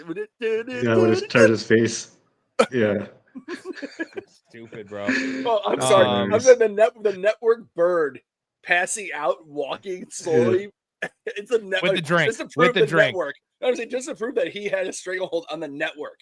So that's how Seth MacFarlane was such a good writer on that. Like, yeah. And keep playing it. Jason is apologizing to you. He said, what did he say? He said, don't apologize to me. Sorry, Mark. Deserve any of this. My apologies. Mark is a nice guy. They're like, Mark can't handle this heat right now, even though it's not directed at you at all. But it's just now you're in the middle of both of us. See, what would be great though is having Mark in the middle of J-Bob and Jason in real time drunk. And like they're asking your opinion, you're just like, dude, I don't know, man. Like, you're right, you're right. Like, I like both teams; they're both good, like, because they are both good. But there could be, both. Well, there could be answers to the same team in both ways, right? This can happen where you just have a 4-way, chat, and you just shut your mouth, Rob, and let Mark do the ding, ding, ding, and let those other dudes. Oh, dude. You would be a really good like moderator, right? Like moderator, like yeah. Well, he is actually technically he is the moderator of the chat. So I go back to the Sunny episode where they're trying to figure out whose scratcher it is, and they're just like yelling. They use the that racial slur I don't want to use on air about the chick. I will not suck it. I will not suck it. Your birds suck my bird, baby. J-Bob says Jalen Hurts is top 3. Allen and Lamar are trash. Only Burrow and Mahomes are arguably better than Hurts. Suck it, Big Ray. Go Birds. No. Like, literally, I'm sorry. Like, this is it. This is it, man. I'm done. You're not getting the Let's top see how he three. does next. Let's see how he does next week. No. Ray's done. I'm done. I love you, J-Bob. We're 2 chugs behind, Ray. I love you like a brother. I do. He does. I'm going to angrily chug this. I'm done. He's ain't top 3. He's a bona fide runner. And you know what? Granted, he's a winner. I'll give you that. He's one of the greatest quarterback winners. That I will never argue. He is. But as a thrower, wow. My God, he's awful. I just wish he had more arm strength. Let's go. And cheers to you, J-Bob, because I do love you, man. I do. I mean that. I'm just telling you, your birds, don't go birds. Shout outs to J-Bob and Jason. Oh, love it. Oh, never gets old. It was so cold. That was so cold. Mine's so warm. Wow. God. All right, I got to see where we're at in the chat. I think I pissed. I have chugged 7 beers, dude. I haven't pissed. Like, my fucking stomach right now, I'm pregnant. I've chugged more than you, bitch. Have you? No. I just wanted to say it. Dude, we are so lost in chat. Right yeah, go on. Yeah, bro. Oh, thank you, Mouth. Rob knows fucking ball. Trust me. Mouth knows. Real quick, for some of those that are just joining the show, if you have not hit the like button or the subscribe button, what are you doing? 7 nights a week with 7 different guests. Community's where it's at. Burrow or Lamar? Burrow's a better quarterback. Lamar's a better winner, though. Lamar is similar to Jalen Hurts. Like, he has won the regular season. He hasn't won the big game. Are we talking regular season or just next week to win a game? Real life. It's Burrow. He's an actual quarterback. Yeah, I mean, the only thing is that pure Lamar quarterback right now is on an all-time burner, and Lamar is rushing games just elevates him. Like, imagine if, say Lamar wasn't a running quarterback. Derrick Henry. Yeah, it'd be fucking Burrow by like 10,000 miles. Right. Yeah, no Derrick Henry to like offset that pass game. You're right, Mark. That would be rough. Yeah. You know what? I'm saying even if Lamar was, if he didn't run. Oh, if he didn't run, yeah. Oh, yeah. If he just had a passer, yeah, for sure, 100%. Yeah. Real quick, I'm gonna put my bets up here again. You guys can talk through them while I take a pee. Just again, let the people know if you're just joining the show. We are crushing this year on the show. These are all even odds bets. You got to get in the Discord. 63 and 33, fellas. Yeah, get in the Discord and the Patreon to get these odds as I place them. Right now, some of these have changed, these lines. But just talk about a couple of them and what your favorite one is, Mark and Ray. Yeah, like we were saying before, I really like that Bryce Young 8.5, and I really like that lad. But again, like why we like that Bryce Young one is because, like I said, like that Rams front that front line is so good. It probably is maybe the best in the league. And Bryce Young is capable enough to scramble that, like, it just takes they're gonna be chasing him out of the pocket. Exactly, it just takes one scramble. That's it, and all of a sudden you hit that. So I mean, that's it. For God's sakes, it's not college either, So it's not like negative yards for sacks. So I think that's an easy one. The lad one, I think could hit in the first half. Like, that could easily hit in the first quarter, to be honest. But I'm looking like that's like a first half smash, like lad with 5 receptions, like. It's just Lad just been so like God. It's like literally so hit or miss. It's disappointing. But still, too, with that O-line banged up, like they gotta hit. Right. To your point, just the quick hits. Yeah, just the quick slants and dump offs. Yep. Have you guys seen this real quick? Have you seen this?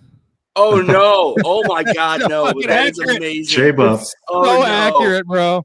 Oh no, that's amazing. Looks exactly like him. I said maybe he changed his name. They have like stage names. Right. And he was the kid from Elf, man.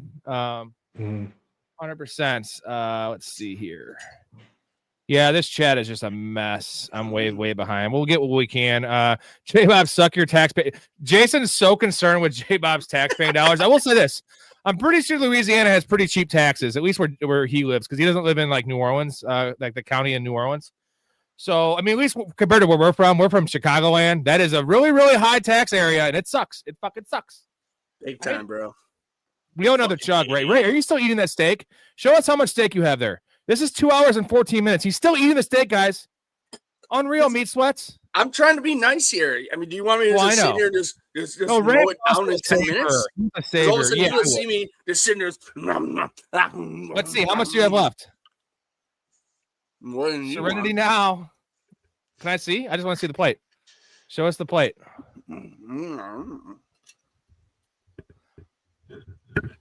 Wow. That's a lot of steak left. So Well, he's eating these little small little nibbles. It's a bone in. So like this, like it's all it's bone That in. looks good though. But this full garlic, Start sit RJ Harvey or Jalen Warren, please and thanks. No problem, dude. RJ Harvey for sure over Jalen Warren. Yeah. Kenneth Gainwell's earned a role. Yeah. I agree with that. I do apologize to everyone. We missed a lot of comments. We're going to be missing a lot of these comments. There were so many supers. We got a little wild here. Obviously, I'm always going to get to supers. We had 30 of those. So like I have to get to all those. So usually we do answer every single question on the show, but like as the show starts popping more, it's going to be tougher to get to every question. But we do our best. And here's the problem. And as you guys know, Mark, we don't just give you one word answers. We elaborate. We go behind the box score on the show. So you're not just going to get a yes or no. You're going to see the reason, and that's the point. Is we want you to make your own decision. Right? I can't tell you like what to do. By the way, and also like it's like the weather. We're not always right. But dude, boys, that's why I love these trolls that come in when they say these bullshit reasons. It's like, well, you're just being a troll because none of us said any of this. It's like, why the fuck would anybody say any of these things? If you asked us, we literally all of us in the chat and on who's ever on this fucking stream would be like, fuck no, do not do this. No. Mark, how about the dude that was yelling at me for telling him to I told him to start Amon-Ra St. Brown. That's like, that one. Yeah, that one. That's what I'm. That's free wide receiver, and like nobody can fucking say that. That's retarded, dude. Like, what the fuck are we talking about here? He's like, and I sacked Christian Watson. No, yeah, like that's not a real question. Because if someone asked me that question, I'd be like, "What are you like? Are you slow?" You know, yeah, I would be like, I'd be like, you know, who asked that question? I'm gonna play this. I don't know if J-Bob was in here or Jason was in here. This guy asked that question. Simple Jack, the story of a mentally impaired farmhand who can talk to animals, was a box office disaster that many critics called one of the worst movies of all time. Got a good brain. I think you've got a fine brain, Jack. You make me happy. But now the question is, can speed... Really, I really think the underrated part of that whole entire clip is that the fact that his wife is the woman in that. And on top of that, the background woman, like, the over voice talking about that. It's like that little scene is like, that's why that movie's amazing. And the fact that Ben Stiller directed that, like, God, so good. So I think from now on, when someone asks a dumb question like that, like, again, there's a statement that there's no dumb questions, just dumb people. But the Amon-Ra St. Brown one was a dumb question from a dumb person. And it's like, I'm not trying to be a dick. I'm not one of those people like I'll be a dick to someone that's literally just wasting space. You know what I mean? And that's wasting air and wasting airspace for something that literally makes no sense. Like, do I bench Jamar Chase this week against the Ravens? Joe Burrow's coming off an injury. Bro, no.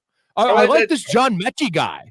Like, dude, maybe John Mechie outscores Jamar Chase. That's not good business. That's not how I operate playing fantasy football. Or even like so from now on, we're calling those people Simple Jack. They're just Simple Jacks. Over a month ago, or a month plus ago, where some guy was like, Rob told me to bet $1,000 on this team, and it's like, what the fuck are you talking about? I've never heard Rob say verbatim out of his mouth, take $1,000 and bet it on this team or this player. Like, no.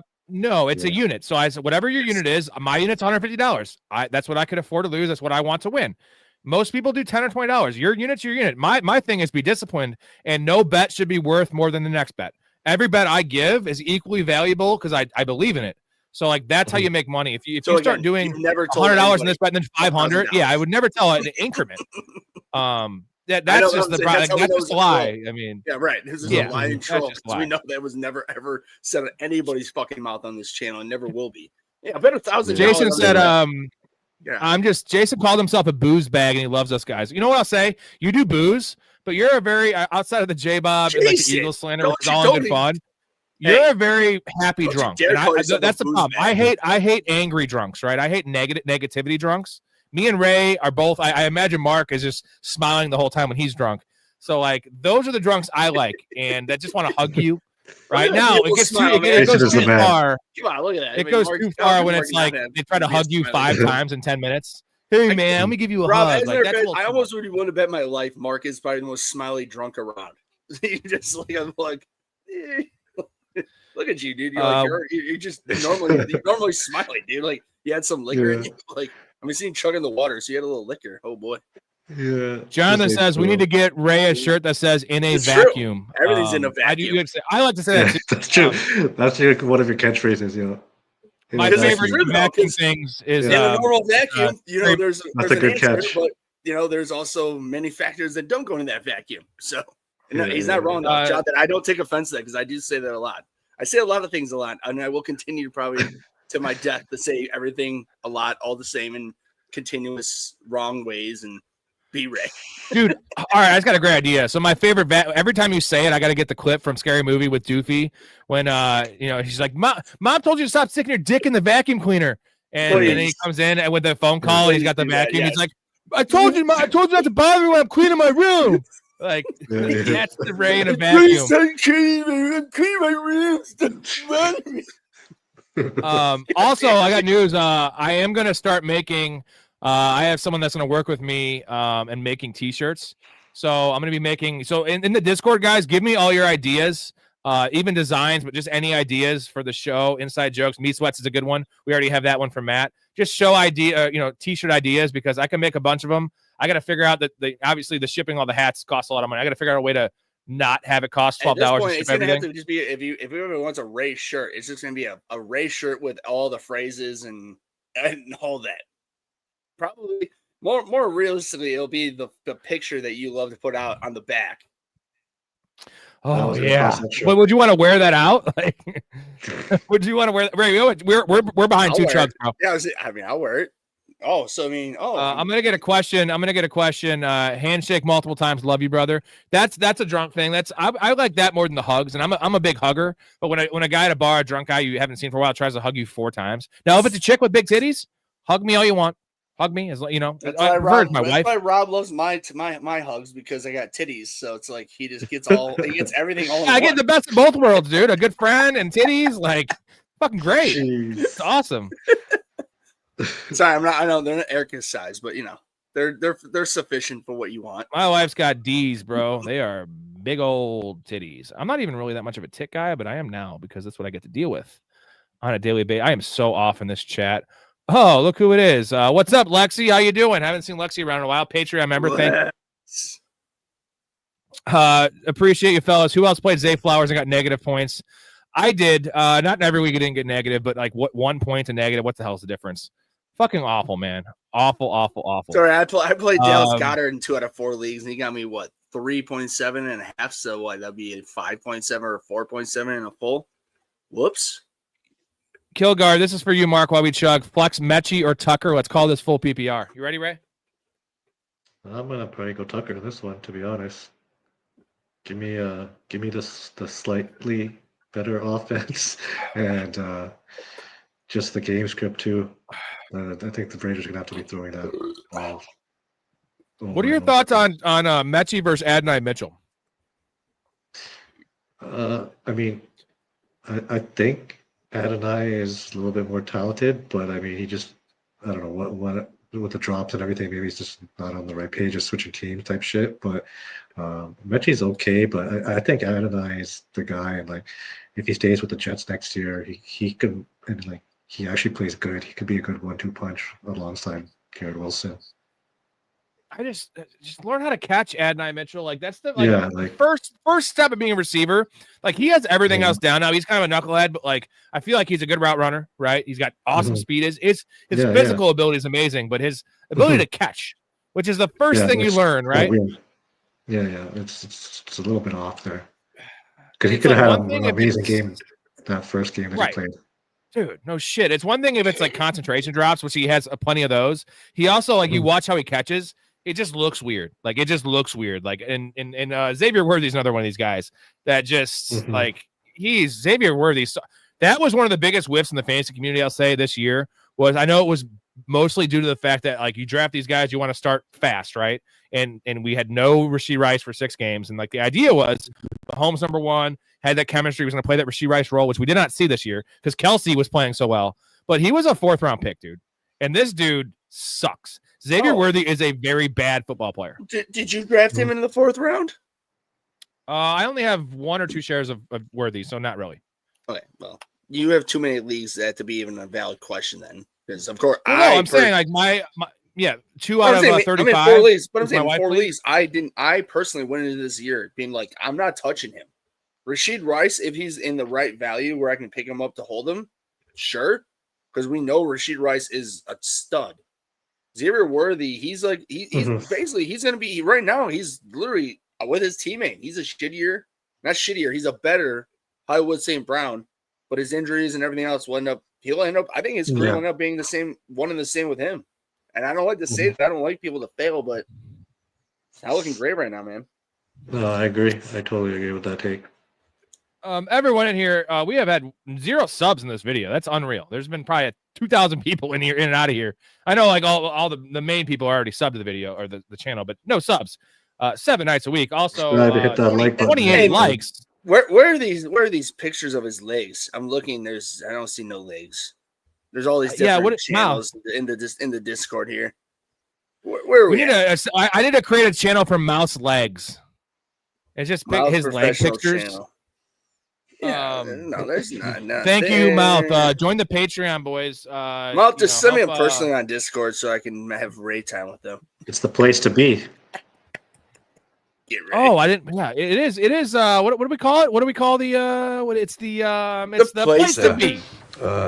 What do you call it, Kramer? It was. Come on, Rudy. Come on.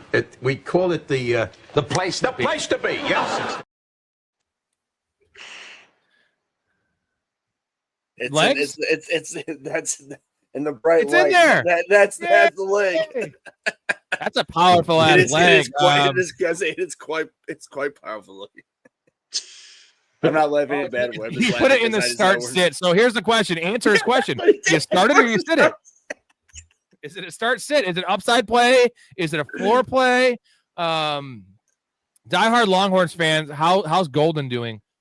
Oh, Matthew Golden. Gross. What a lost year. That was another one. I'll say this. Remember how Matthew Golden, it was because of the Jaden Reed injury that it was like he has, he's playing with a stress fracture, all that shit. Matthew Golden, I feel like at the last 4 or 5 drafts I did right before the season started, I saw him go in the end of the 6th round once. It was like mid-7th. That's a starter. That was where Chris Olave was going. He was drafted ahead of Chris Olave in some leagues. What are we doing with the Packers? Like, we didn't learn a lesson. We're like, oh, they drafted him in the 1st round, which should have put him up there, right? But what a bad pick. What do you got, Ray? Easy enough. People don't think like you and I. We're about opportunities. We knew Olave would get way more opportunities than Matthew Golden. I don't give a shit about his fucking numbers. All I know is what the Packers do. Matthew Golden was never going to be a bona fide number 1. That was a dumb pick. Like, honestly, that was a waste of a pick. I'm not even being a hater being a Bears fan. I mean, if you can call me a hater all you want. That was a dumb pick. He is not. You know what he is? You know what, Packers fans? What you pray he could be? Johnny Knox. He will never even touch that. Do you guys remember when Johnny Knox got broken in half? Yeah. It was not a fun thing to look at, man. I love Johnny Knox. I met Johnny Knox. I miss him, man. Super skinny dude. So do you guys think that? Let me ask this. Is it salvageable? I'm saying he was a smaller, faster guy, and he went forward, and from my face, like his face was near the ground and got crunched back, bad. Yeah, career ender. Yeah, his back was done at the point. But yeah, I have 2 points on Matthew Golden I want to ask you guys and also say. So Matthew Golden was drafted that high because now here's the thing. In college, he didn't even demand targets. Isaiah Bond was like a 1A, 1B with him, and that guy only was like a late draft because he was a knucklehead that had domestic violence stuff. Matthew Golden's 40 time was very fraudulent. Go back and watch the film, dude. It was a pro day one, which is always fraud. This was like the most fraudulent of all of them. It was like a 4.41, which is great. But 4.41 to 4.33, this is why the 40 times garbage.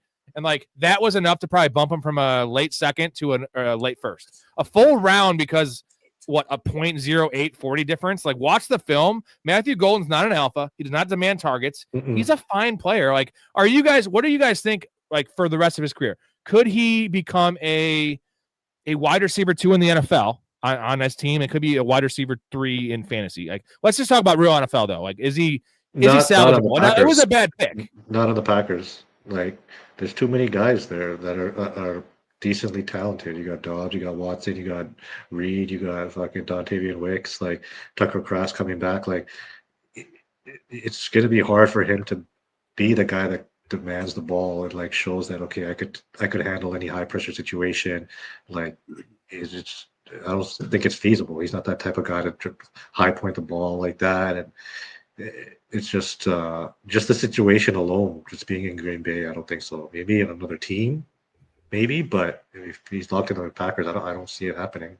But they're not going to get rid of him, so that's going to be 3 or 4 years in a row. What do you got, Ray? So then, yeah. Easy enough answer. He'll be lucky to sniff Randall Cobb's ass. That's gross. I'm just saying, like, he was undrafted. But I'm just Isaiah saying, Bond like, was undrafted, Ray. Isaiah Bond was undrafted, and Miles makes a good point. He would have been a second rounder. So I actually liked Isaiah Bond more coming out than Matthew Golden, he went from second round to undrafted. Like that's where I never liked Matthew Golden coming out of the draft. You literally said it. He ran a 4.41. That was why he got drafted high. I never and his tape. It was like whoop-de-doo, dude. Like so you think just because of that yes. No, it was 2 things. Like, it was 2 things. He was a 4.33 guys. That was what it was on documented. It was actually a 4.41. And the Packers, this is the reason the Packers did it. And the Packers have historically not drafted weapons for their quarterbacks. And they had the draft in Green Bay this year, and they wanted the fans to be happy, which is just a bad strategy. That's bad business. Mark, that's the actual answer because I 1,000,000% agree with that because literally it's well documented. Rodgers wanted a receiver, and they drafted, was it a defensive player or offensive lineman, whatever the hell. Yeah. Like, they chose a bad defensive player over. Yes, it wasn't even a good start. It'd be one thing. It was like T. Higgins in the second round. Imagine T. It would have been their first round pick. So they had it was the year after Rodgers lost in the NFC Championship game. So it was Correct. T. Higgins been in the league for 4 or 5 years, and they could have taken him with the 29th pick. And instead, they took some bum linebacker. That's what it was. Something. Yes. And then the Bengals got him with the second pick in the second round. Right. Yeah. And they passed over T. Higgins, who was awesome in Clemson. And like they wanted to like overcorrect for the fans, this was not the year to do it. Like that team had other needs, or just draft a better receiver that's actually like like a playmaker. Boston Strangler said Golden equals Shaheed. Dude, I think if he's lucky, I like Shaheed. Give me Shaheed Shaheed over him, dude. Rob, you said it. He's a good field stretcher. If he's lucky, they're the same player, but Golden has not proved it. Shaheed has. What did the Seahawks trade for Shaheed? Was it a 4th rounder? That was about to bring up as well. What the? And how old is Shaheed? Shaheed's like 25. Like, or was it? That's what I'm saying. Like, dude, receivers are a dime a dozen, dude. Like, unless you're getting a bona fide for sure, dude, why take it in the first round? It's just like at least like Quentin Johnson, for instance, I at least understand. Now that was a bad pick, but Quentin Johnson, like if everything worked out, we've seen those flashes of it in the NFL. If everything worked out for Quentin Johnson, he's 6'5", 225, pretty fast. Like he could be a dominant receiver in the NFL, and at least have like a role as an X receiver. Like I don't even know what position Matthew Golden plays. He's not an X. He's not good. He's not savvy enough in the slot. He doesn't do well against zone coverage. So like he's like a Z. He's like a flanker. Like I just don't know what the hell he is, and that's a big problem. Like don't draft guys you don't know what they are, because especially in the first round. It's just the Seahawks gave up a 4th and a 5th round pick for Shaheed. And what week was that, Mark? 3 weeks ago. Okay, so 2 weeks ago. Okay, so he's had. What was it? Sorry, I didn't hear you. What was it? It was a 4th and a 5th round pick. Oh, okay, good.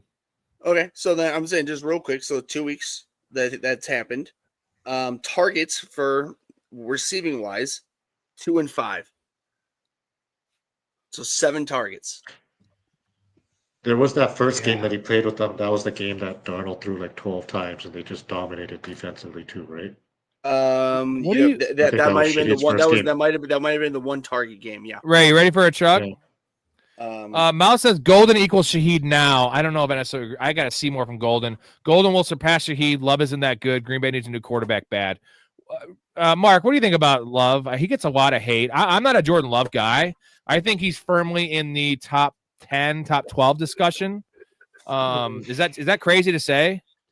No, I could lean on that take closer to the like 10 to 12 side. He's good. He just for 200 plus more million. Developing. He needs a lot more developing. Like he needs some like I mean, he sat behind Aaron Rodgers, but how much mentorship did he really get from Rodgers? Rodgers was kind of already fed up, so who knows how well he kind of like took him under his wing per se. But like, I think he has it like athletically there, but I just think he needs to make a lot more better mental decisions. And yeah, that's what I take off from the top there. I mean, he does have a decent arm. It's probably not the greatest, but like my biggest thing with Jordan Love is just his mental decisions, I think, and decision making is what people are kind of hating on him. I agree with you, dude, because my personal opinion with Love at the moment, again, I'm a Bears fan, so if people want to say what I'm hating, whatever, but to be honest, he really seems like he's a combination of Favre and Rodgers, and it's more towards Favre. Yeah. Without the arm talent. Correct. Yeah. Unfortunately, right, because dude, when you watch him when he throws off his back, like he looks like he emulates Rodgers to a T. He looks like it, but he doesn't have the arm strength. Yeah. He just underthrows, but he does those back throws. You know, he does everything that Rodgers would do, like in style, but he just doesn't have that fucking rocket. Ray, let me give you an exercise here. Give me some names. Brock Purdy or Jordan Love? I'm taking Jordan Love. Yeah, I hate to say Jordan Love too. Yeah. Trevor Lawrence or Jordan Love? I hate to say it again. Probably Jordan Love. Jordan Love. But now by much, Daniel Jones or Jordan Love. This I'm not year, taking Daniel Jones. Yeah, no, I'm still taking Love. I hate to say it. I'm still taking Love. Okay, this one's tough because this guy's a little younger. CJ Stroud or Jordan Love? That's a tough one. Right now they're close. I would say Stroud. I think he's just enough more talented, but at the same time, Stroud has a better arm. But I'm saying we all three of us, we watched football enough with this guy that he's done enough shit that Love has done to be wrong. But I will still say in the vacuum. Kyler Murray or Jordan Love? Jordan Love. Yeah, Kyler Murray is no longer a starter in the NFL at all. So yeah, gotta know this. Kenneth Walker or Jordan Love?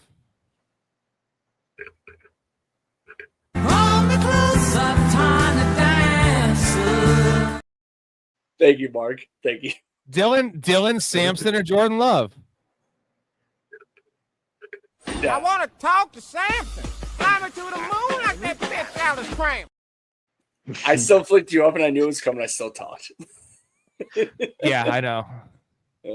But that's a good call. So Green Bay's wide receivers are always hurt. Every week is a different lineup. Like, I don't think Jordan Love. It's not on him. It's not him. Now I take Dak Prescott over him, right? But like, I feel like Jordan Love is a game manager plus. Just like I say, like again, I still want Jalen Hurts over Jordan Love. I'm not getting wacky with this, but he is in that top 10, top 12 discussion, and he's still pretty young. Now he's a little older because he's sat. What is he? 27, 28? Yeah, 28. I think. I think let's take a little gander here. Jordan Love's 27, just turned 27 years old. That's That's yeah. He played a game on his birthday. Mobile, but here, Rob, Mark, I don't know if I've said this before, so I'm sure you've heard me say this, but the one thing that I will say though is that what Boston said here, I think that honestly, it's a majority of the NFL. Coaching schemes have changed from going to your immediate superstar. But an easy answer here, or an easy example would be when Joe Flacco went to the Bengals. Yeah. Jamar Chase was peppered with 15 to 25 targets. Nobody does that ever. But that's two things. Flacco. He's old school. Flacco's an experience, and he knows what his weapons were. Well, in the defense of Love, exactly. Right. In the defense of Love, like Green Bay doesn't have a solidified wide receiver, one stud. Like it's not like Jordan Love could go out there and be like, okay, I need to make a play. I'm going to Dobbs. Like I'm going to. No, see, Mark, that's where I'm getting. He has to make a decision where he's like, can this guy make a 50-50 ball? This guy's slightly open. Like there's no confidence on Love's end to say, okay, I have a bona fide stud. I could just feed him the ball no matter what. And that's what Green Bay lacks, I think, in the wide receiver room.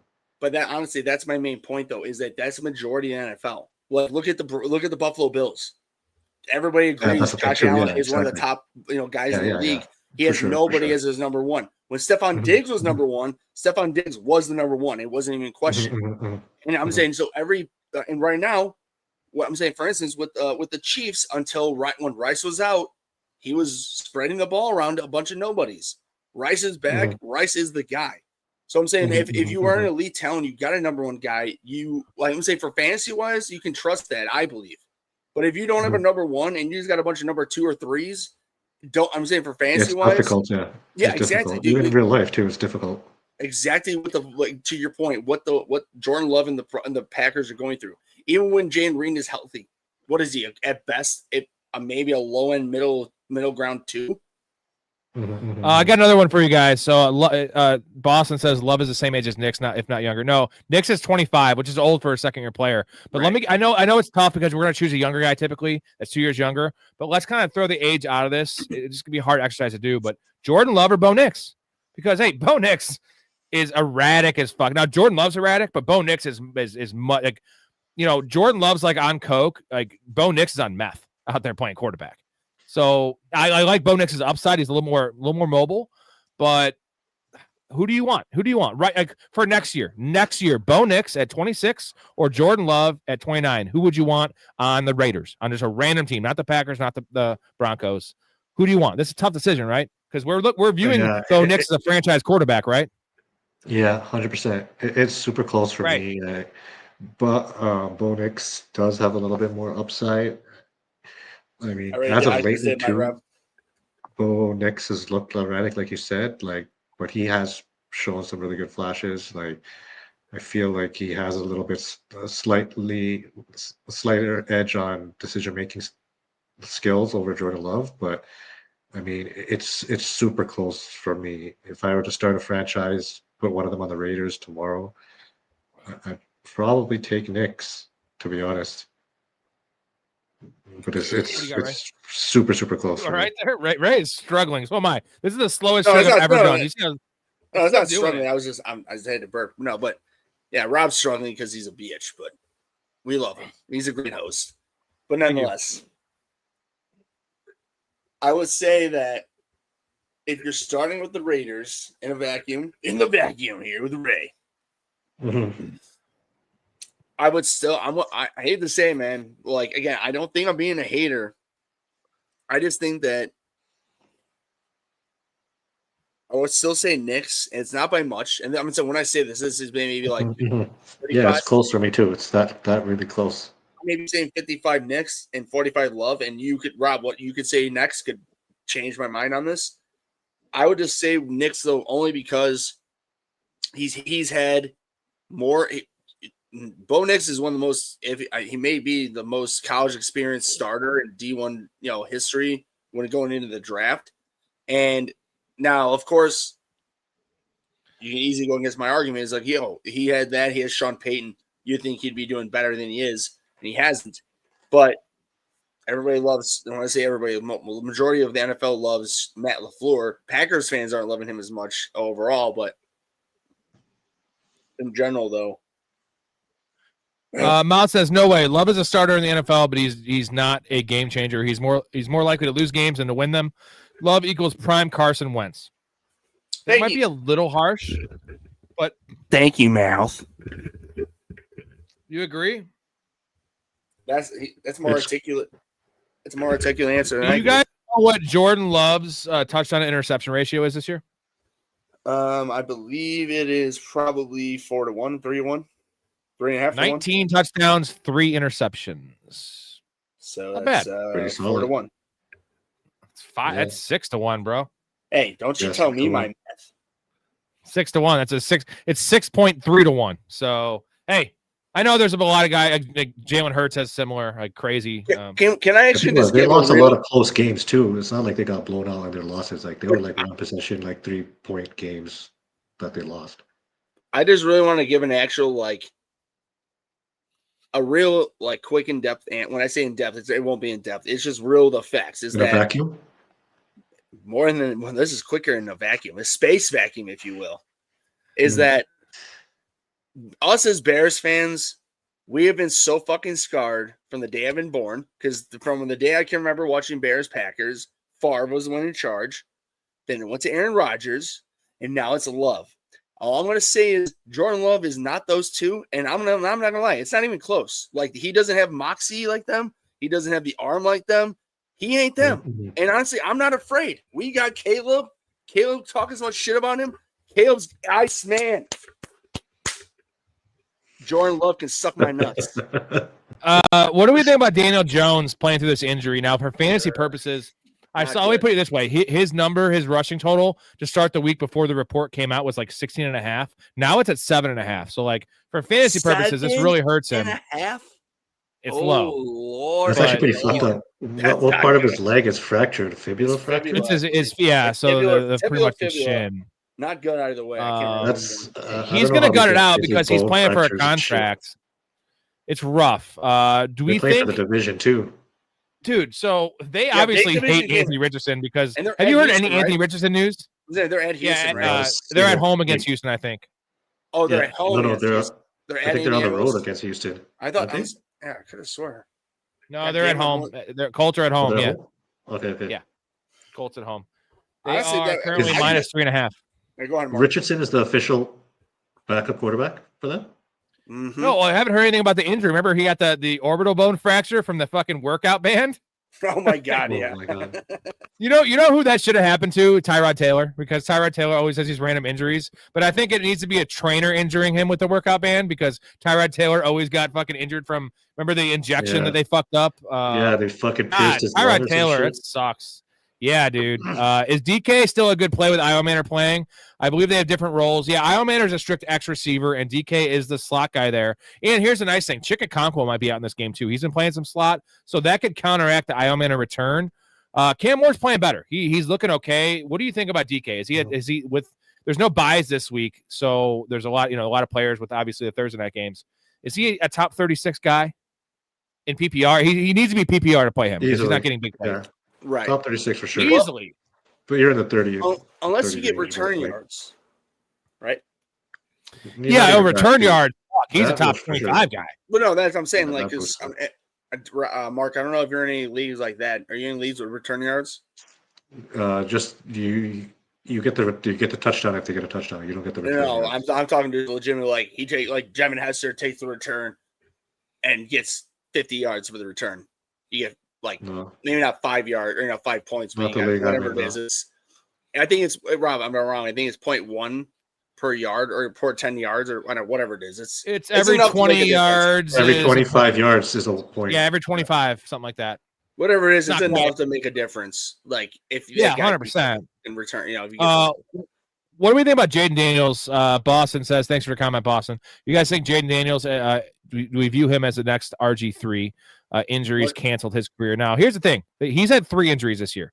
He had the knee injury in week 3. He had the groin or hamstring. It was both in week 9. And then they keep him in the game, which is just insane. And then he dislocates his elbow, whatever the hell it was.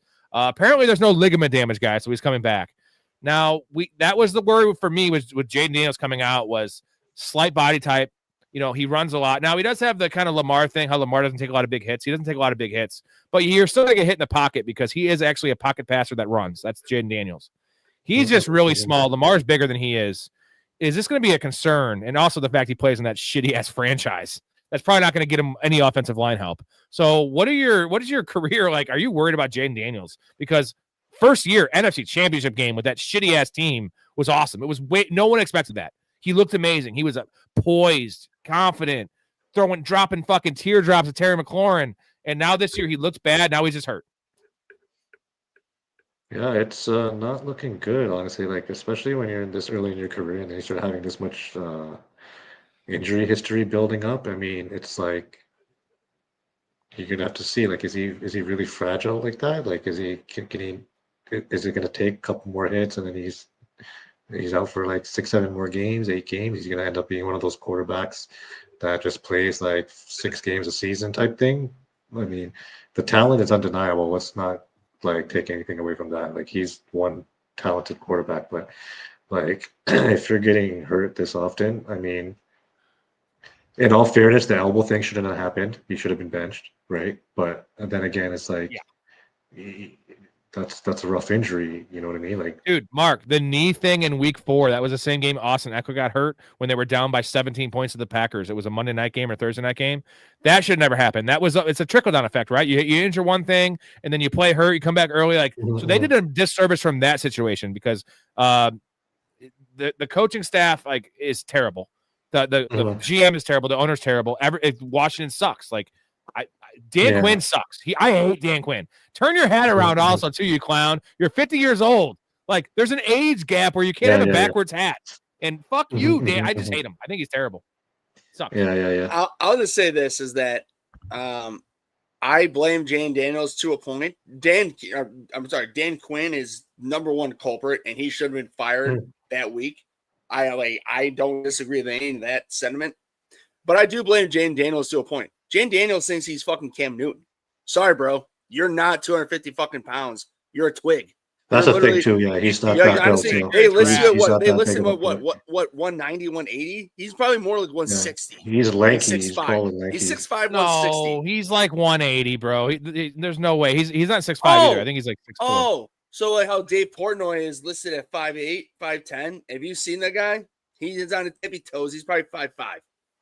He's a billionaire, just like any of these other assholes who are mega millionaires. He's listed at 6'4", 210. Now that's garbage. Oh, I would say my 6'4", God. 190. Oh 6'4", my 190. God, 6'4". Wow. Well, I'm saying the weight too. No. Yeah, no. 210.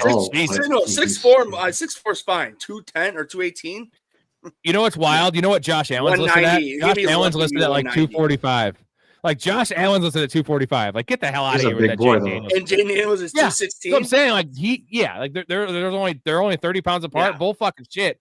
I love has a good call here. Go head to head and just Josh Allen run his ass over. Prime Carson Wentz was an MVP. That's not an insult. He just made bad decisions. Yeah, he was. And what, dude? He shouldn't have been. What a disaster but Carson Wentz's career was. I'm talking about the biggest flash in the pan. I want to say shouldn't have, but his numbers and his career that year, he should have. I'm gonna retract what I said, but mouth. I'm sorry. It was Wentz a Hall of Famer. Crazy. Fucking crazy. He was on a very good trajectory, and then it just all blew up in his face. Angela, look out your window. You see that Anheuser-Busch billboard next to the Children's Hospital? Well, watch this.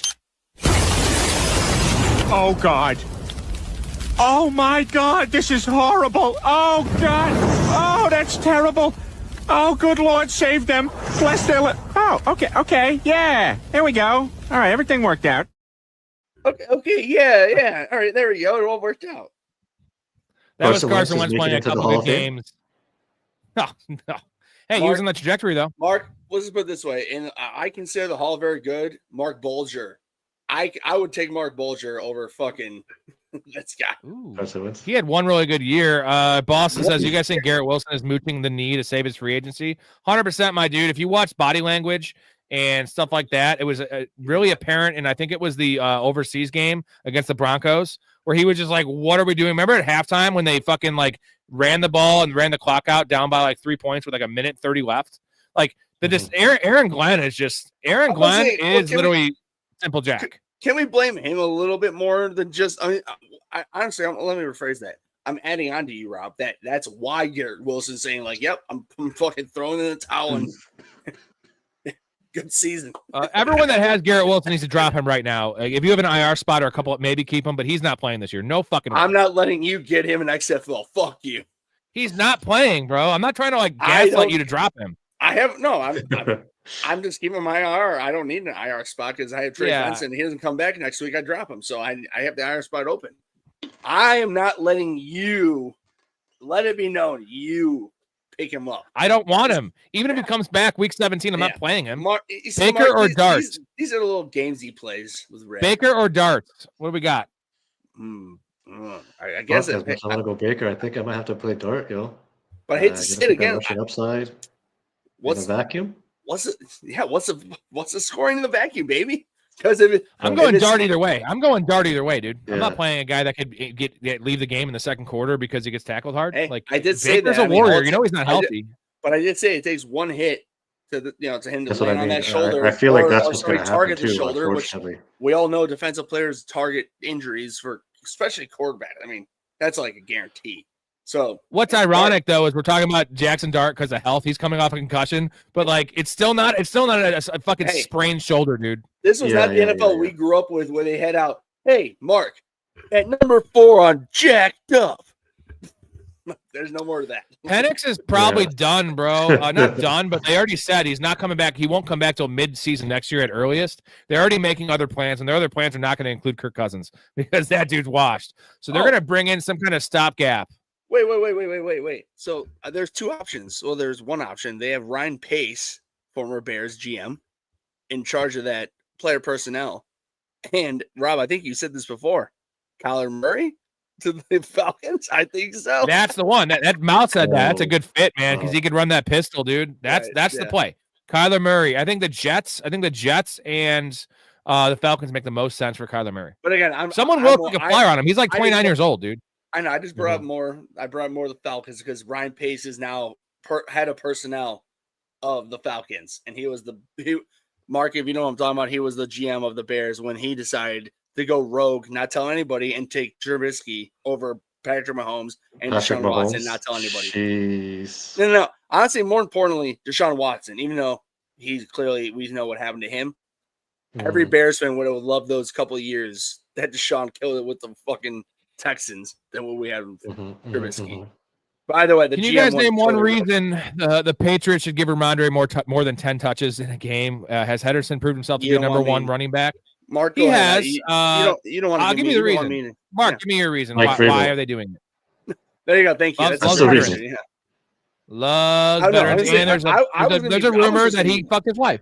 I was going to be bold and mean. That's a very nice, easy answer.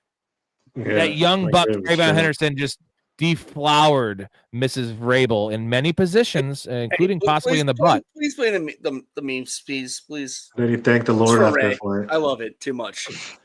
What do you want me to play? The meme sports. Sports memes, fucking Travion.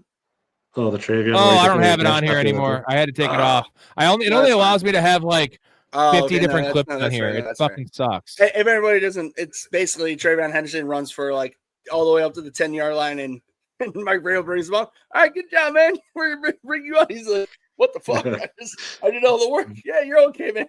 You did good. Yeah, we're good here. Yeah, you're good. That's so fucked up. But I'm saying, like, all right, we go ahead. Sorry. No, I'm just saying, like, I feel that way with. I mean, Trayvon Henderson did really well last week. Well, I want to say really well, not as well as he did the prior couple of weeks, but still did well compared to Stevenson. I think Stevenson averaged like 3 yards a carry, if that, like maybe 2 points something. It wasn't very good at all. So thank God Stevenson didn't do anything with his opportunity. But of course, as I'm going to agree with both of you, that was only week 1, back from injury. So all we know that Vrabel thinks he's back to health again. Oops. All right, we are caught up in the questions. We did miss a lot, so I apologize to anyone that was in here in the middle section. It got really hectic with all the supers. We missed some questions. That is all the more incentive to get in the Discord, gentlemen. Get the Discord. We won't miss any questions in the Discord because I'll have a lot of time to answer them. And you can put your pictures of your teams. You can give me a shirtless selfie. I don't give a shit. Eyes on it. I'll rate. I should have a new channel. Rate my shirtless selfie, and I'm gonna give everyone a 10 because that's what I do. Well, I'm saying he put me in there, you and I, and it's like, well, there's the base. Try to beat that. Did I? Sorry, dude. Bandit, sorry, man. It's been a hectic fucking night. I can go back and try to find them. There was just a lot of comments, and I think it was probably during that stretch where there was just a million supers, and I like missed like a 30-minute stretch of the chat. And again, this is I know it doesn't look that hard, but this is a really, really hard gig to try to get to everyone in the chat. And usually I do actually hit every question. Somehow I do.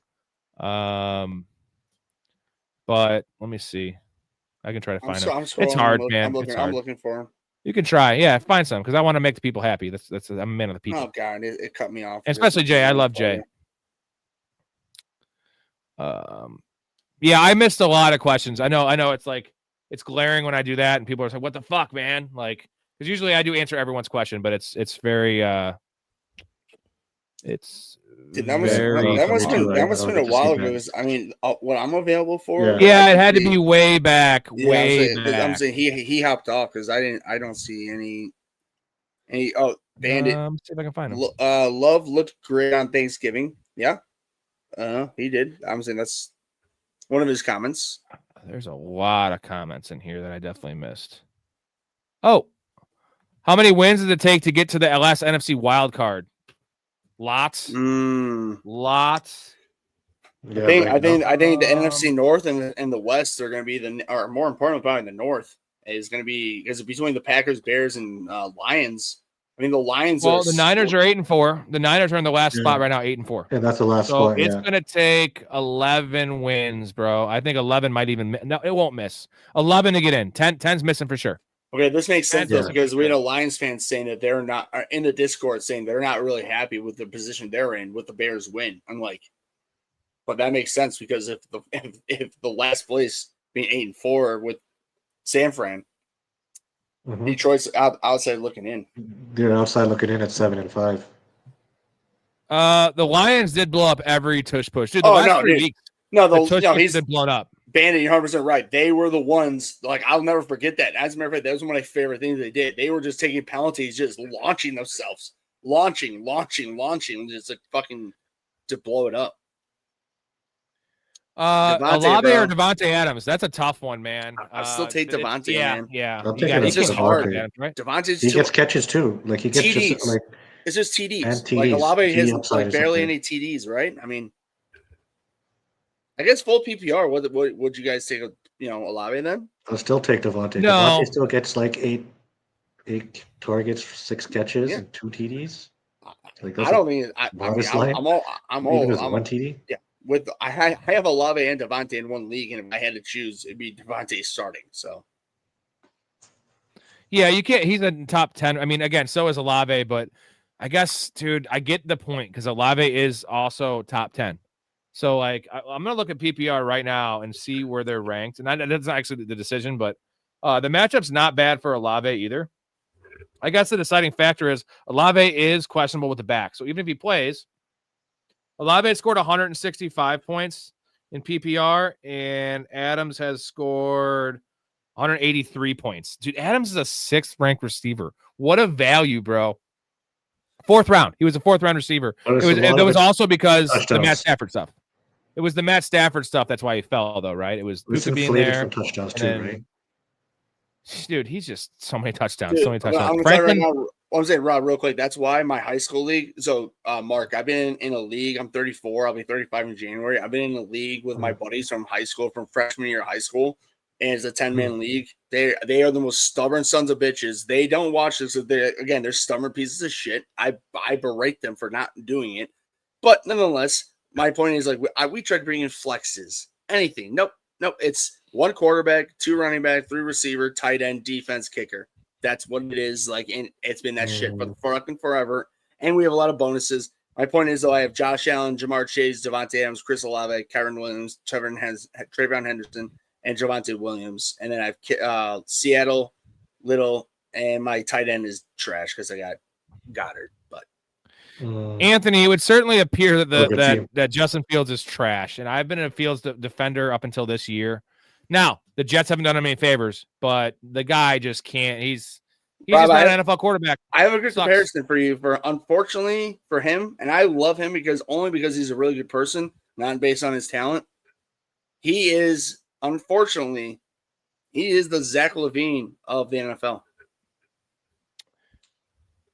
Yeah, just a loser. Zach LaVine is the most losingest player in the entire NBA history. He's never gone to the playoffs. Boom. Yeah, that's Justin Fields. Okay, real quick, Justin power Fields is through a way these. better person than LaVine. Zach LaVine's a piece of shit. But Jesus, tell us how you really feel. Boston, Franklin taking over, wide receiver 1 in Denver? ? No, I still want Sutton rest of the season over Sutton or over Franklin, but I might be. Am I wrong there? But no, it's just. I think it's just. I'd like that. I think it's just. I think it's just the guy. I think it's just like the offense. Like they have a. I think what I really think is they need to figure out what they're going to be after J.K. Dobbins. J.K. Dobbins was a continuous, source of continuity for them. He's gone. Yeah. He may come back for the playoffs and not fantasy playoffs, actual playoffs, from what I've heard. So it'll be interesting to see what they do because if he was able to open up the passing game. Look at this one. Mouth with another winning comment. Justin Fields will make an excellent Taysom Hill because he can catch pretty well for a quarterback. Mm-hmm. He's much more he's Taysom Hill on steroids. Now Taysom Hill better power back, right? But he can throw so much better than Taysom Hill, bro. Remember, do you remember when they played Taysom Hill at starting quarterback for those 6 games? Mm-hmm. It was brutal, man. Like, dude, please do. Let's make Justin Fields a thing again in fantasy. Mouth, and moving to tight end, right? Well, he would be probably he couldn't be tight end, but he could. He would be big. An H-back, but different. You know what I mean? Like his H-back was a bigger guy, but it was a cheat code at that time with Taysom Hill. He was like only tight end eligible, but he played quarterback. So you basically hey Connor, are you? He said favorite bets of the week. Connor, are you in the Discord? Let me know if you're in the Discord because those bets are all in the Discord, Connor.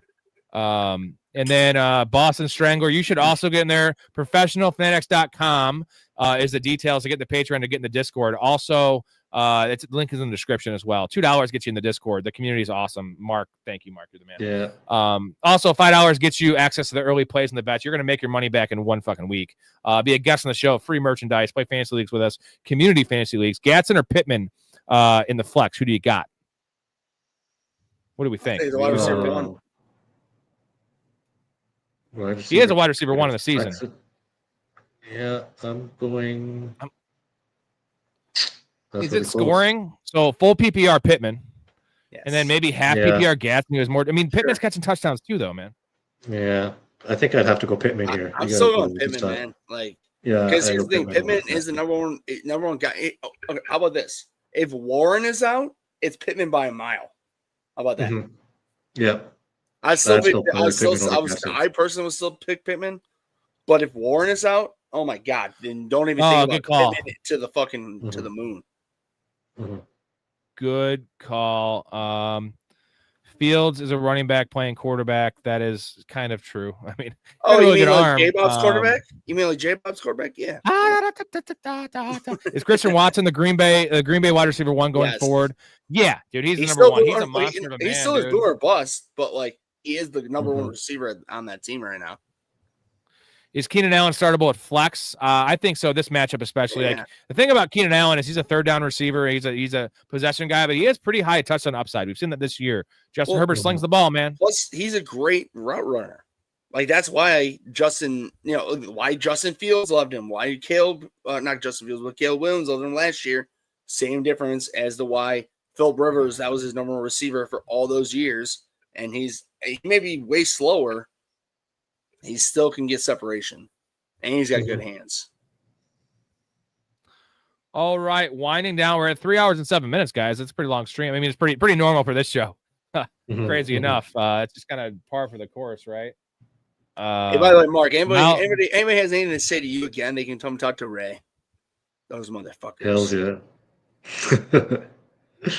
All right, so for the bets, Connor, I think Connor, I think you're in the Discord, man. If you're not, there's a lot of people in there now, so it's hard for me to, understand. And also, everyone's fucking tag is different now because YouTube changed up the algorithm. Where now it's not talking your mouth. You keep being rotten. It seems like. Sorry, just got kiss his mouth. Mouth did say Christian Watson, and I doubted that one, so I'll take the L on that one, buddy, because I didn't think he was healthy enough to play. And he came back earlier than I thought. He looked good from the jump. Dude. So, Boston, I'd love to have you in the Discord. You asked some really good questions. This goes on. Obviously, you're in a lot of leagues. Seems like you're a serious player. And again, this is not – I know that the counselor always says the Consheepsis. Like, we actually are – like, we are against the grain here for the most part, but we also don't give you bad, like, stupid advice just to say it. I never say shit just to say it for clicks or hits. I tell you what I actually would do. When I said Michael Wilson was a top 25 guy that first week, like that was actually lowballing it because obviously he was better. But I say these things. I put my money where my mouth is, right? Wasn't we admit? Yeah, and I do admit when I'm wrong. I don't care. I mean, it's not too often, but you will. If somebody calls you out, you'll admit it. You're like, yeah, like your mouth just did it. You just did it. Yeah, I was wrong about Christian Watson. You're right. Boom. Boston's been playing since '99. That's 26 years. I've been playing 23 years. Ray, you've been playing 20 years, yeah. I love the fact, though, that like when I was younger, because I was born in 91, that like when I started playing fantasy, maybe like in high school, Come to find out, they're like, dudes been playing since like the 70s and 80s, and all they did was just take the paper and just take the stats and do it on their own. I'm like, fucking so much respect on that. Mouth, I don't want to give that information. He, Mouth is our Giants expert. He's in New York. Put that in the Discord. Give that to the people that are hardcore for this channel. And it is very good. I mean, it's not factual, but it seems pretty factual. It makes a lot of sense. Put that in the Discord for everybody, and they'll appreciate that. All right, that's it for us, gentlemen. I appreciate everyone's support. All the supers were awesome. Again, check out the community. You get in the ground floor here. Ground floor with Mark in there. Big Ray in there. Get in the Discord. All right, love everyone in here. That was awesome. Mark, fucking great to have you on again. Thanks, man, for having ball, me on, man. For sure. You know ball. Always a pleasure. Hey, it was funny. I called you Mean Muffin. Your name is Mean Muggin because it's two nines, and I just thought I was like Mean Muffin. That sounds like you're a pretty peaceful man, so I can see you having that. McMuffin. Yeah, hey, McMuffin. It's you, McMuffin. Yeah, sorry, Hetzer. This is 310. You can always go back and watch too. I mean, that's a long time to go back and watch, but we'll tune in tomorrow night. Tomorrow night's 10:45 with Mike Storey recapping all the week 13 action. And then obviously every night. We're on here 7 nights a week, gentlemen, with different guests, different personalities, super fans like Mark, Big Ray, Storey, the Chaz, Ben Bartelt. All right, everybody. Love you guys. Thank you so much for everything. I'm going to play one more clip before we go, just because I like to play clips. What do I have? Get ready, baby. Oh, yeah. Yeah. Yeah. Yeah. Yeah. Yeah. Yeah. Bad. We got to definitely write a song about how we do not diddle kids. Do not diddle kids. It's no good diddling kids. There is no quicker way for people to think that you are diddling kids than by writing a song about Do not diddle kids. It's not good to do diddle kids. All right. What a wild show. Again, thank you again. For you to make sure that you are not diddling kids if you're making a song about diddling kids, okay? That's a funny clip. Get ready. Yeah, got ready. To go 2 times. 2 times to go by faster. Easy to come up with some. Yeah, the short ones do go by pretty quick, but I'll get some new clips on here too. I know I've been playing some of the same ones, but those are also some of my all-time favorite clips, and they have their spot. Sometimes I just play them for no reason, but I also love those clips. All right, guys, love it. Enjoy the week 13 action tomorrow night or tomorrow, and we'll be on tomorrow night. So love you guys. Thank you again, Mark, Big Ray. You finished that steak, Big Ray? You finished it all? You finally finish it? You finished your steak? You still have some left. No, I'm just 3 hours later. I'll be waiting for tomorrow. Yeah. Mark, mean mugging, eating your girl's muffins. Yeah. I can see Mark being a slayer. I can see Mark being a slayer at eating that vag, buddy. Yeah. Do you like doing it, Mark? Is that a thing? Because some guys don't. Dude, do you Rob, prefer it? I'll do it. He ain't fake chowing, bro. He ain't fake chowing, okay? Yeah. He's not used. Yeah, use a finger. Does a Ray shit in the woods? Hey-oh, zinger. All right, guys. Love it. Stay positive. Love your life. Everybody. Stay respectful, and we'll see you guys tomorrow night.